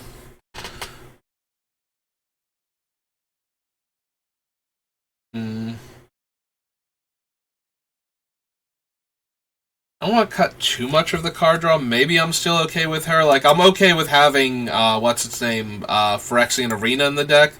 So, if she's just going to be a living Phyrexian Arena, maybe I don't want to cut her. And then sometimes we'll draw like 2 or 3 cards. And then sometimes we run the risk of, oh, I played Army of the Damned and she's still alive, so I'm going to take a ton of damage if we get to my upkeep. And she triggers.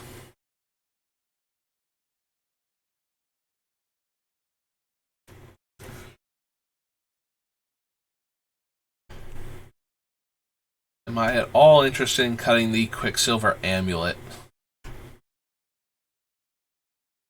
It's a way to straight up cheat the larger creatures into play. And that might be worth it. Also, we probably don't need Subversion.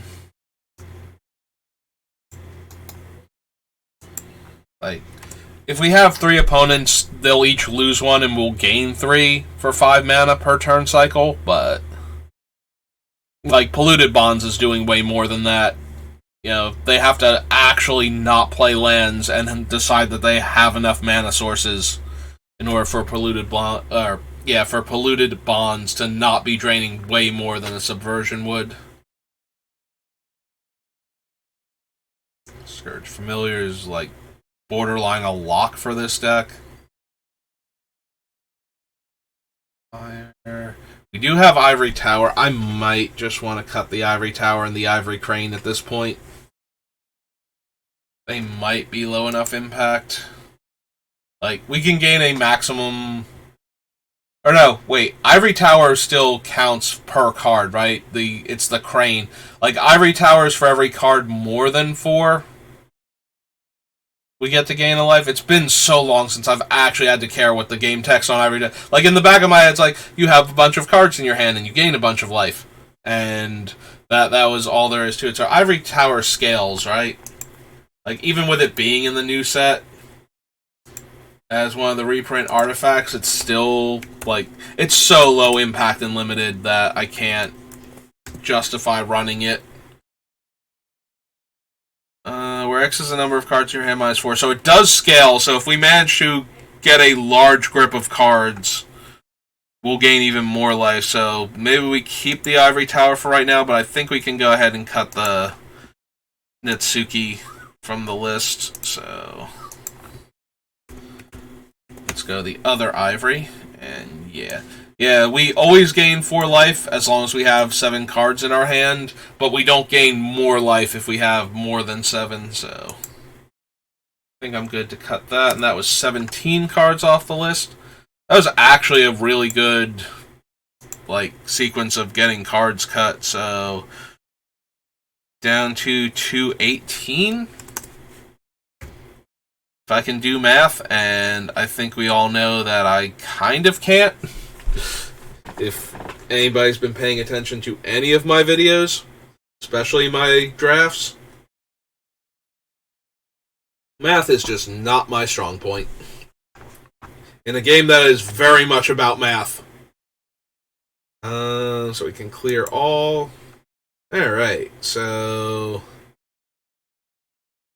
just need 158 more cuts. We'll be good.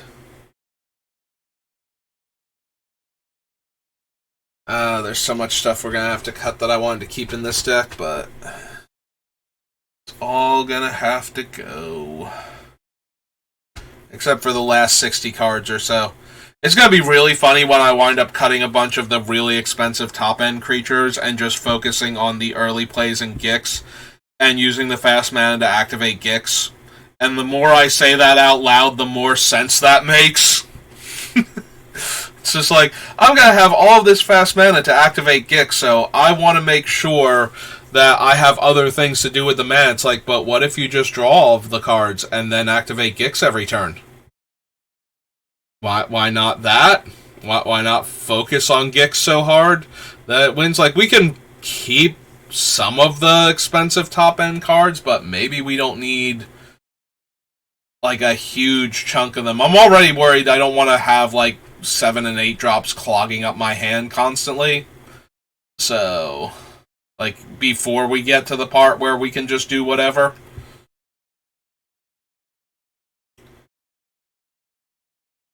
Yeah, I feel like I want to leave Kokusho, but maybe we can go down to, like, just the Eldrazi Titans and a couple other things and get rid of, like, some of the other random 8 and 9 drop cards that are good, but, you know, we have other stuff, and we don't need this many 8 and 9 drops. I'm okay with keeping them for right now. 6 drops are way more reasonable, so they're not in danger, but we do have a bunch of, like, crazy things.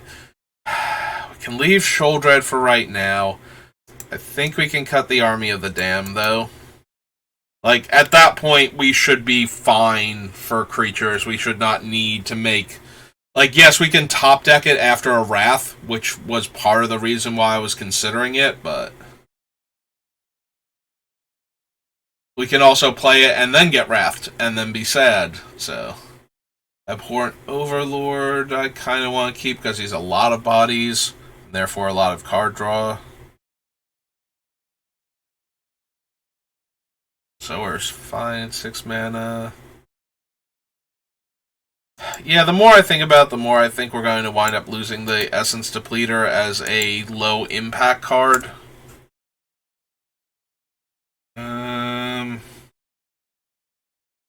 We can leave the Great Distortion because we can potentially draw 7 cards from him after having activated Gix. Promised End. Stay. Gonti can stay for right now.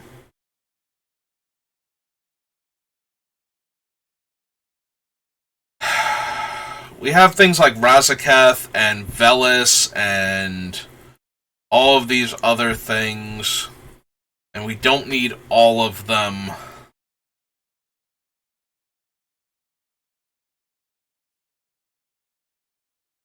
Like, we probably don't need Belzenlock and Doom Whisper and some of the other 6-drops that I just saw that I was like, we can leave them in here. Like, we can't run all of them. There's way too many on the list right now. So, a whole bunch of them kind of have to go. Josu is a 4/5 menace. I just now noticed he has Licker instead of Kicker. I don't even play Resident Evil. And that is the only possible context for something being called Licker. Spelled like that, anyway.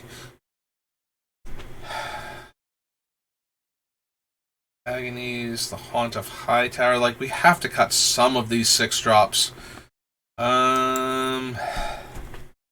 Maybe we can cut the Dreadhorde General? Maybe. Mental Note, we'll add her to the list, but we're going to need to cut a bunch of random 6-drops out of this deck, because we have way too many on the list right now. Darkness, Gristlebrand, Henrika's at 4, okay. Junji's at 5. That Scrivener's going to get eaten, I feel it, like, it's doing an okay thing, but yeah, we can probably go ahead and cut the Cruelty. I already have a bunch of tutors on my list, so I don't think we need that one also. Puppeteers is doing a thing that we want. Flesh Gorger can also be a 3-drop, so I don't want to cut that one. Grave Titan just makes too many bodies. Can probably cut the Disciple. If I'm trying to cut some of the other insanely expensive cards, then the Disciple goes way down in value. Really want to keep the Soul of Innistrad. Like, 5 mana, buy back 3 creatures to activate Gix with on a following turn. Feels like doing it to the point where I don't want to get rid of it. Velis is an 8 mana 8/8 with flying. When I lose life, I draw that many cards. Yeah, I think if we get Velis down, we should already be winning. To the point where Velis is unnecessary, so we can cut him. We can probably cut the Archfiend of Despair.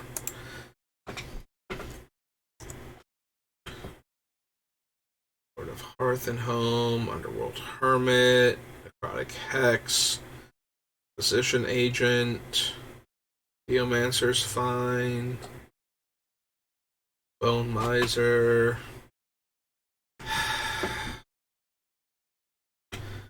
We can spend a lot of life with Carrick to do things, including spending 6 life to activate Gix. So, which gets him down to 4 mana to activate. But that is an awful lot of life. We have to be gaining life very quickly to offset that. Get rid of the Thieving Amalgam.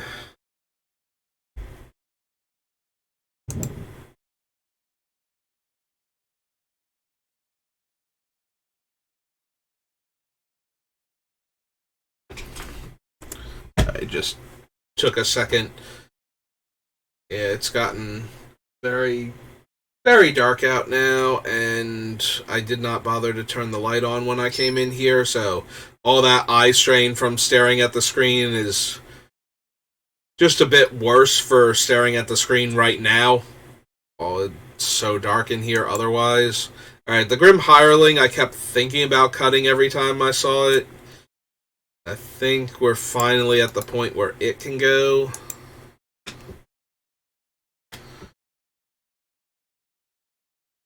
Makes 1/1 lifelink creatures. It's a 3-drop and requires a mana investment to activate. Maybe we get away from that.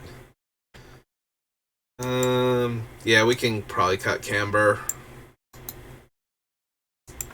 That's like less of a thing than it was before.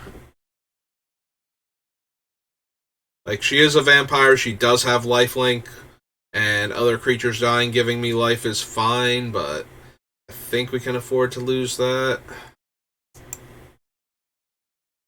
Yeah, I kind of want to keep Black Market Connections. If we have to lose a life and make a treasure every turn, that's fine, and if we get Wrath, but we still have the enchantment, I don't mind spending 3 life for a few turns to build out an army of 3/2s, and then recasting Gix and drawing cards off of them. So yeah, it's gonna take a second, because wow, staring at the screen was just melting my eyeballs. Yeah. I'm gonna finish this sweep, and then I'm gonna go turn the light back on. My turn. This is a 6-drop. I can pay X to make X 2/2s, where X is the amount of life I lost. Probably stays in. Think we can cut this 8-drop.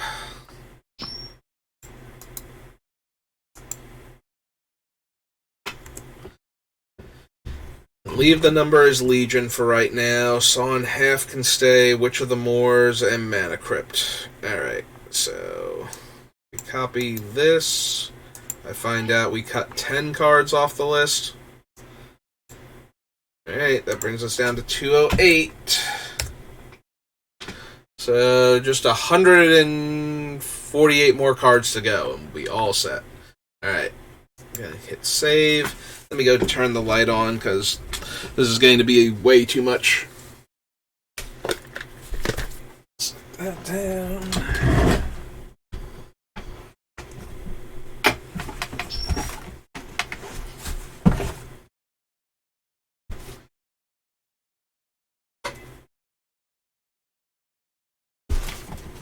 Alright, much better. Just brush up against the microphone. Put my headphones back on. And we're good. Slide the creaky chair back closer. Clear all now. Alright.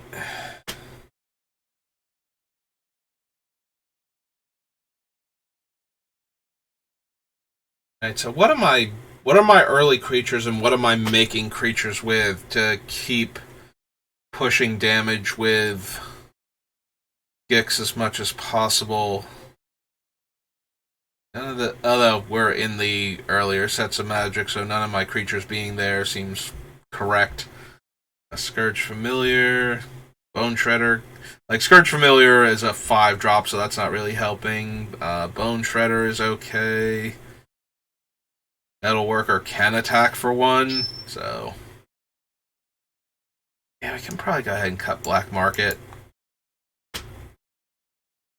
Think. Yeah.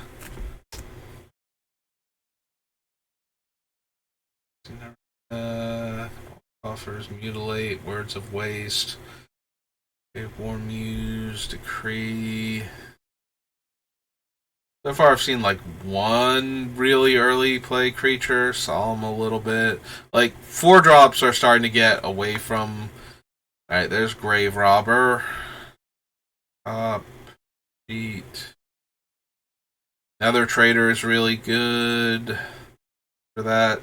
Like, specifically for that reason. Bitter Blossom. And Bloodchief's Ascension. Nighthawk, kind of. Highborn's the right casting cost, so Walking Atlas. Kozilek, no. Ulamog, no. Yeah, I like how I said his name and I was like, yeah, that's literally the opposite of what I'm looking for right now. Sangromancer, Batterskull, Cage Sun, Lashwrithe. Lashwrithe is a living weapon, so come down turn 4. Volt Scourge I like in this deck. The Flying Lifelinker. Packrat is 2 mana. Silica Screecher at 2. Overlord makes a ton of tokens, potentially. Narshar's at 3. Sucker's at 3. Captain's Claws can keep making 1/1s.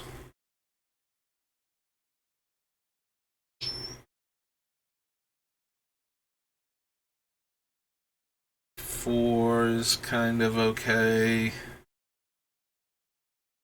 Yeah, I'm more concerned with like the early plays, but I still want like, some 4-drops and whatnot that can attack. Oathsworn Vampire's decent with what we have.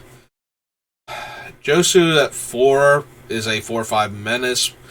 Later on, when we have the 10 mana, he's an army unto himself, so that's not terrible.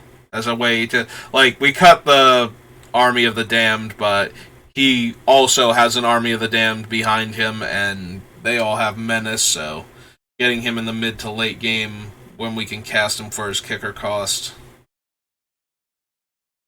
Vizier of the Scorpion is okay, but I think we cut a lot of the zombie token makers, so we might not have enough. Order of Midnight can be a 2-drop. Foulmire Knight. Piper is a 2-drop that also makes rats with menace for 2 mana a turn.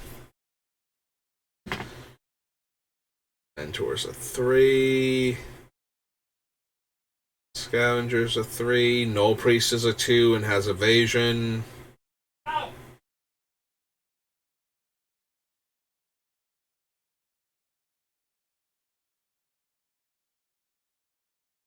Actually, we can probably cut the Warlock class. It's okay, but it's not doing anything. And it also only counts the damage on our turn, specifically. When we finally get it to the last mode. Rika's a 4, right? Yeah. Gingy is 5. Spy is 3, has menace and... Well, lifelink is good too, but menace to get it through for damage. Tenacious Underdog is a 2. Eldred's a 4. Cityscape Leveler. I kind of want, for the same reason I want the Eldrazi Titans, but maybe we need to cut back on them as well. Ixian Puppeteer. Yeah, no, that drains 2 life a turn. Dented Soul. Hangerback Walker can be a cheap creature and can also make a swarm of cheap creatures. Although we don't actually have many ways to forcibly get it off of the table other than to Wrath. And most of our Wraths don't even kill it necessarily. Red Presence. Yeah, we can probably go ahead and cut the Blightfang. We have a fair number of Death Touch creatures, and it also works with Marie the Killing Quill, where she gives a bunch of our creatures that don't naturally have Death Touch. But we leave the Silver Smoke Ghoul in, because I think we have enough ways to gain 3+ life in a turn that it will come back consistently. So, Changeling Outcast as the spirit, but with all creature types. Which actually works pretty well with Marie, too, because that means that when it gets through anything that they've had exiled, lets me draw an extra card by removing the hit counter off of it. Underworld Hermit makes an army, potentially. Position agents on 3.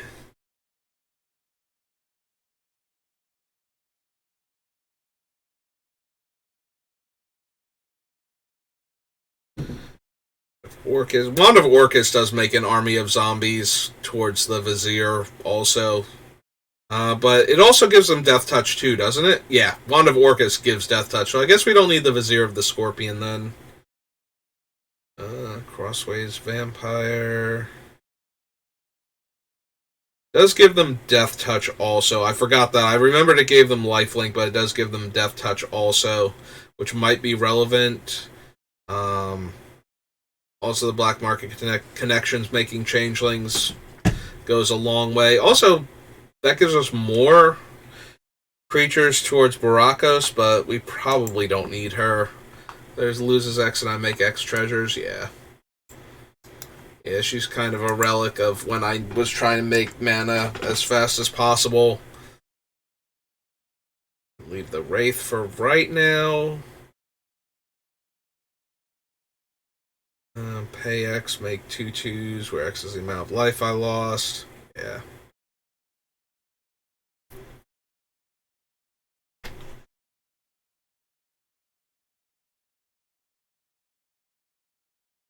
We can probably cut Saw in half. I have it on the list, so Saw in half is never useful, really, as a creature removal spell.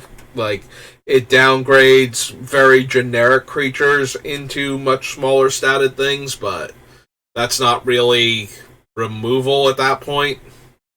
So I'm not particularly interested in that. What it does do, though, is let you cut in half, something along the lines of Noxious Gearhulk, or Grave Titan is a good one. Things like that, where it's like, oh, hey, I just split it into 2 3/3s, and now I get 2 more 2/2s for each one of them, and each one of them attacking gives me 2 more 2/2s on top of that. So cutting a Grave Titan in half immediately makes 4 more tokens in addition to the 2 halves of Grave Titan that are wandering around. So yeah, I'm still like, the eye strain is way less too many potential negatives in that one. So it's way better on me right now than it was before when it was pitch black in the room other than the screen, but it's still kind of hit me now because I've been going for 2 hours? 2 hours, that's it.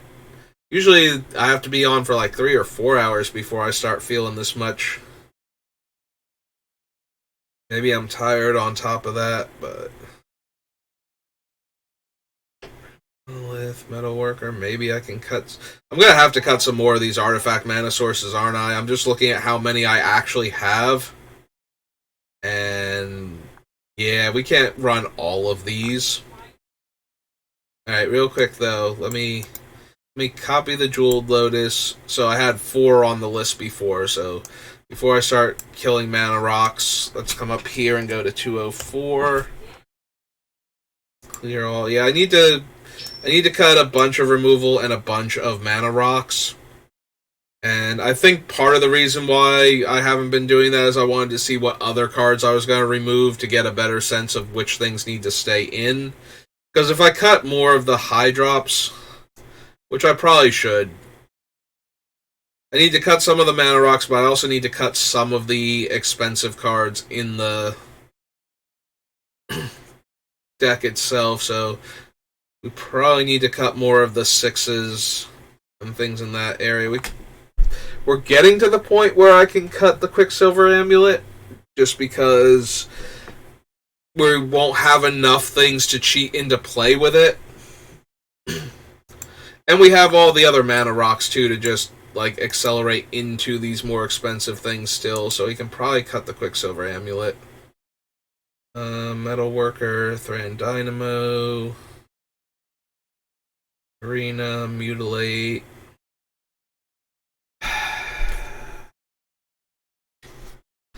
Probably don't have room for Words of Waste.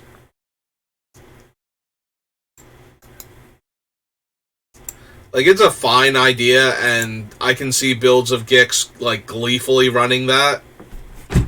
But with the other stuff that we're trying to do, I don't think this is the deck for it.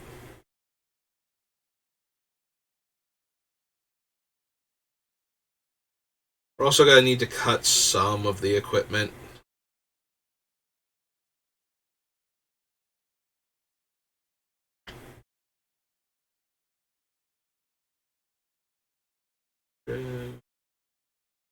Grave Robber.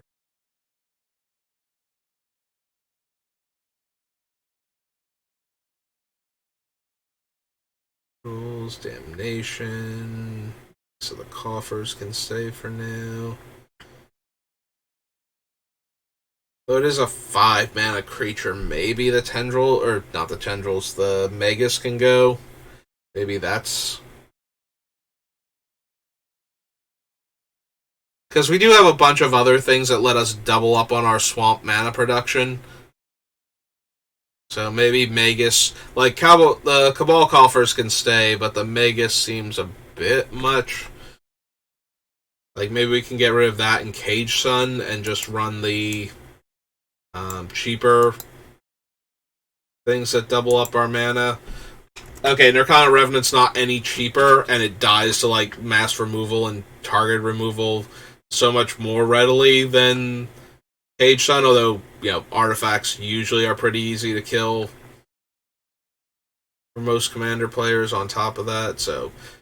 But everybody has way more creature removal than they do artifact and enchantment removal, unless you're playing against a very specific meta, so...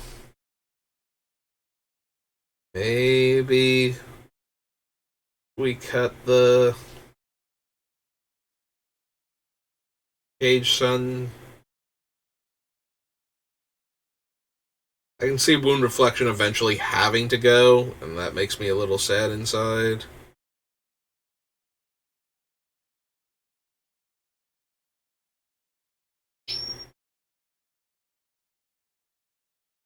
Highborn kind of gets to stay just for virtue of being a 2-drop now. I'm okay leaving... I want to say I'm okay with leaving the 2 Kozileks in, but I can see cutting them. They do draw fresh hands, though. Like, this one draws us 4 cards for casting it, and Great Distortion gives us a card for every card less than 7 that we have. So, empty-handed, we draw 7. You know, 1 card in hand, we draw 6, and so on.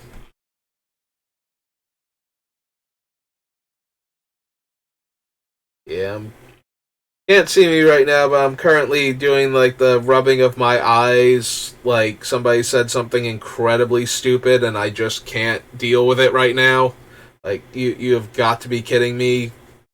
Like, not quite face palm, but close. like a bit wider on the grass because my hands are, like, closer to my temple, like my fingers are closer to the temples, so not quite the nose pinch, you know. Stan in South Park has had enough of you and your stupidity, kind of. But, yeah. Which, you know, then I open my eyes and I stare at the screen and then I have to wait for my eyes to refocus, and it's probably not doing it anywhere near as much good as I want it to do. But we've got 3 more cards on the list that have been cut, so maybe we can find some more stuff.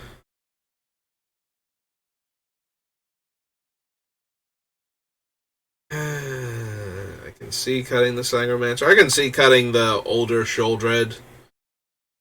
She is very powerful, though, once we discarded a ton of cards to be able to reanimate things with her. So there's that.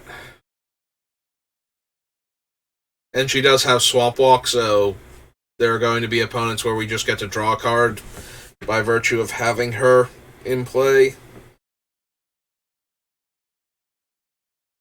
and or gain huge deposits of life from giving her lifelink.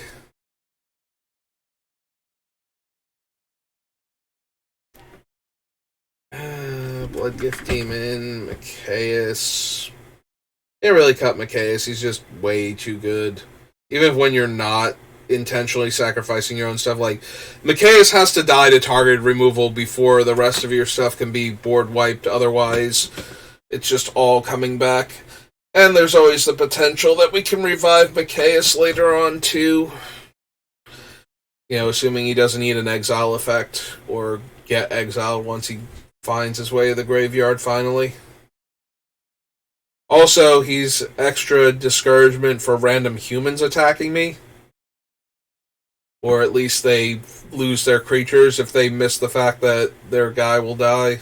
Which, you know, depends on what the game state looks like, whether or not I'm going to point that fact out to them as they start to declare me as the target for their attack. It's like, I mean, okay, if you want to lose your human, because Mikaeus doesn't like that. Versus, and I take the damage, and Mikaeus triggers, because you just hit me with a human.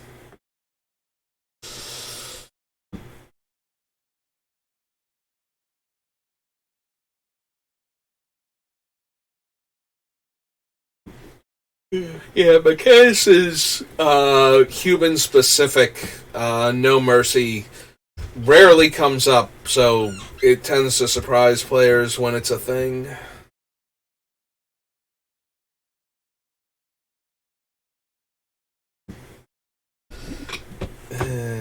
So we probably want to keep Mikaeus. We definitely want to keep Packrat. I can probably lose the Underworld connections.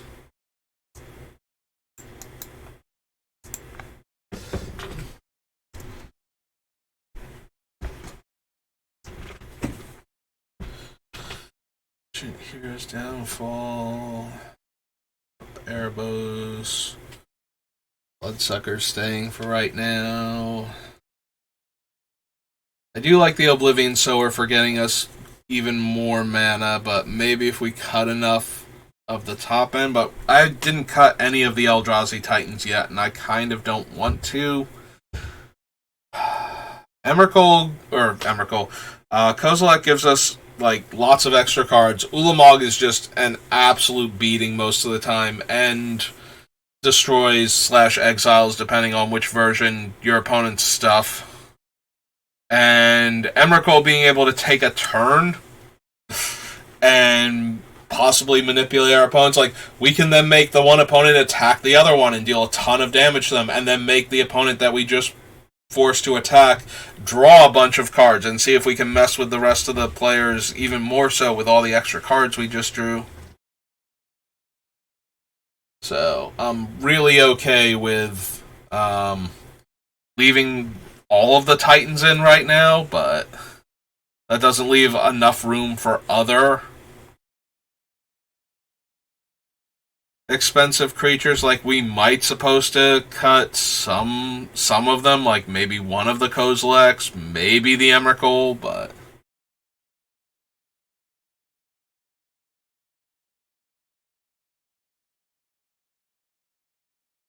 I don't want to cut the Archfiend yet. Maybe it's Razaketh.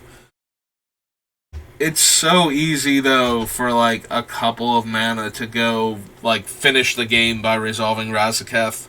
Just being able to tutor a couple times by sacrificing, like, fairy tokens or harpies or even, like, actual real creatures we have sitting around. That I'm disinclined to cut him. Probably cut the Immortal Sun. Go down a bit more on 6-drops. I think we probably can cut Demon Lord Belzenlok. He gives us a bunch of cards, potentially. But so do some of our other expensive cards, so maybe we just cut him.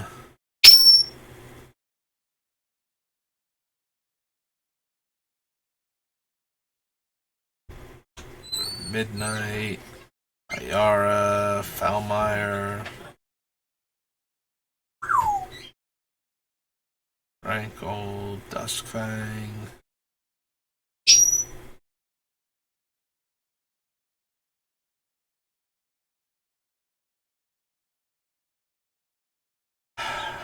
We got rid of a bunch of the Madness cards, so we're still getting lifelink from Basilisk Collar, Shadow Spear, and Loxodon Warhammer. So I think we're good to cut the Poet's Quill now.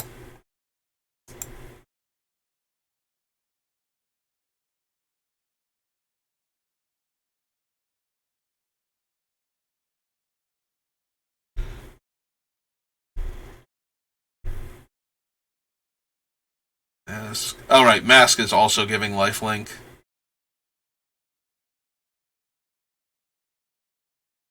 Lifelink. Genji, Sanguine Spy.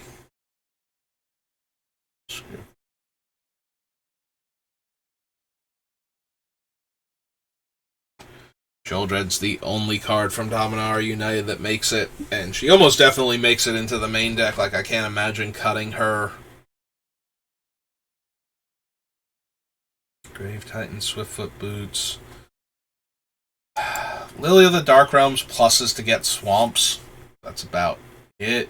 She can kill a creature by mutilating it or buff one of our guys based on the number of swamps we have, but that doesn't seem as amazing as I would like it to be. Animist. Dread Presence.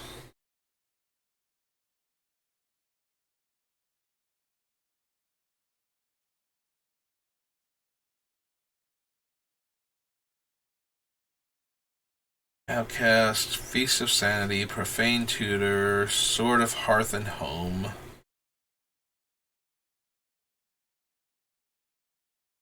We have a couple of really good blink targets still, like all of the destroy a creature when they come into play effects. Gonti is still on the list, so. And the sword is getting us land on top of that, but maybe it winds up going. For that matter, maybe Opposition Agent winds up going. He's just a really good hate card for a lot of strategies. Also, being able to take cards from our opponent seems to be a sub-strategy of our deck to begin with, so just because of how, Gix's 7-mana ability works, we're going to get a bunch of our opponent's cards, so might as well be able to punish them for that. So in that regard, Opposition Agent works in the deck, but he's not directly on point, so maybe he needs to go.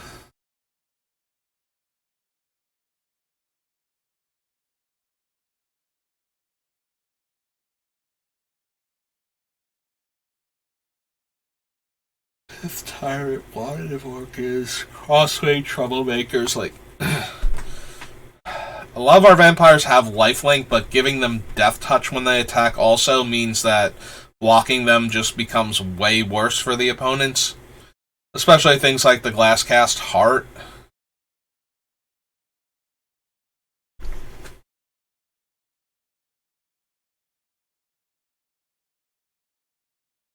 Since mercenaries and rogues have death touch, they deal combat damage to a player, I can remove a counter from a card that player owns in exile to draw a card and make 2 treasures. Like, giving the creatures death touch makes them get through more often. Letting me also draw more cards and get treasure on top of that. Maybe we wind up cutting Marie, but I feel like I want her in the deck.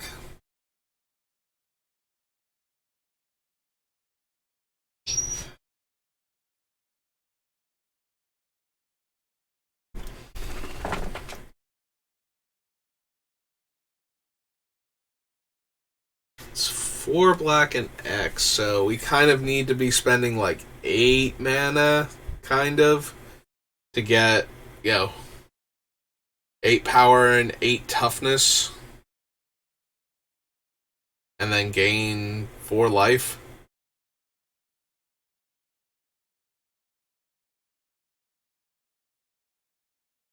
Maybe their number is Legion's number is up.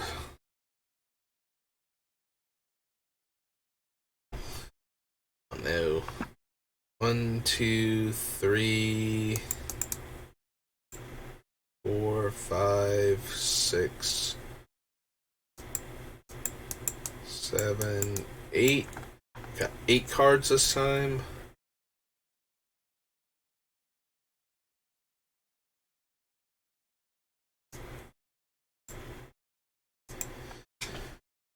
That does bring us down to 196, so we have 136 more cards to go. I've been live for a little over 2 hours now, and I'm starting to get like way less coherent and way less able to focus on any given thing. So I think I'm going to call it here rather than try and brute force it any further.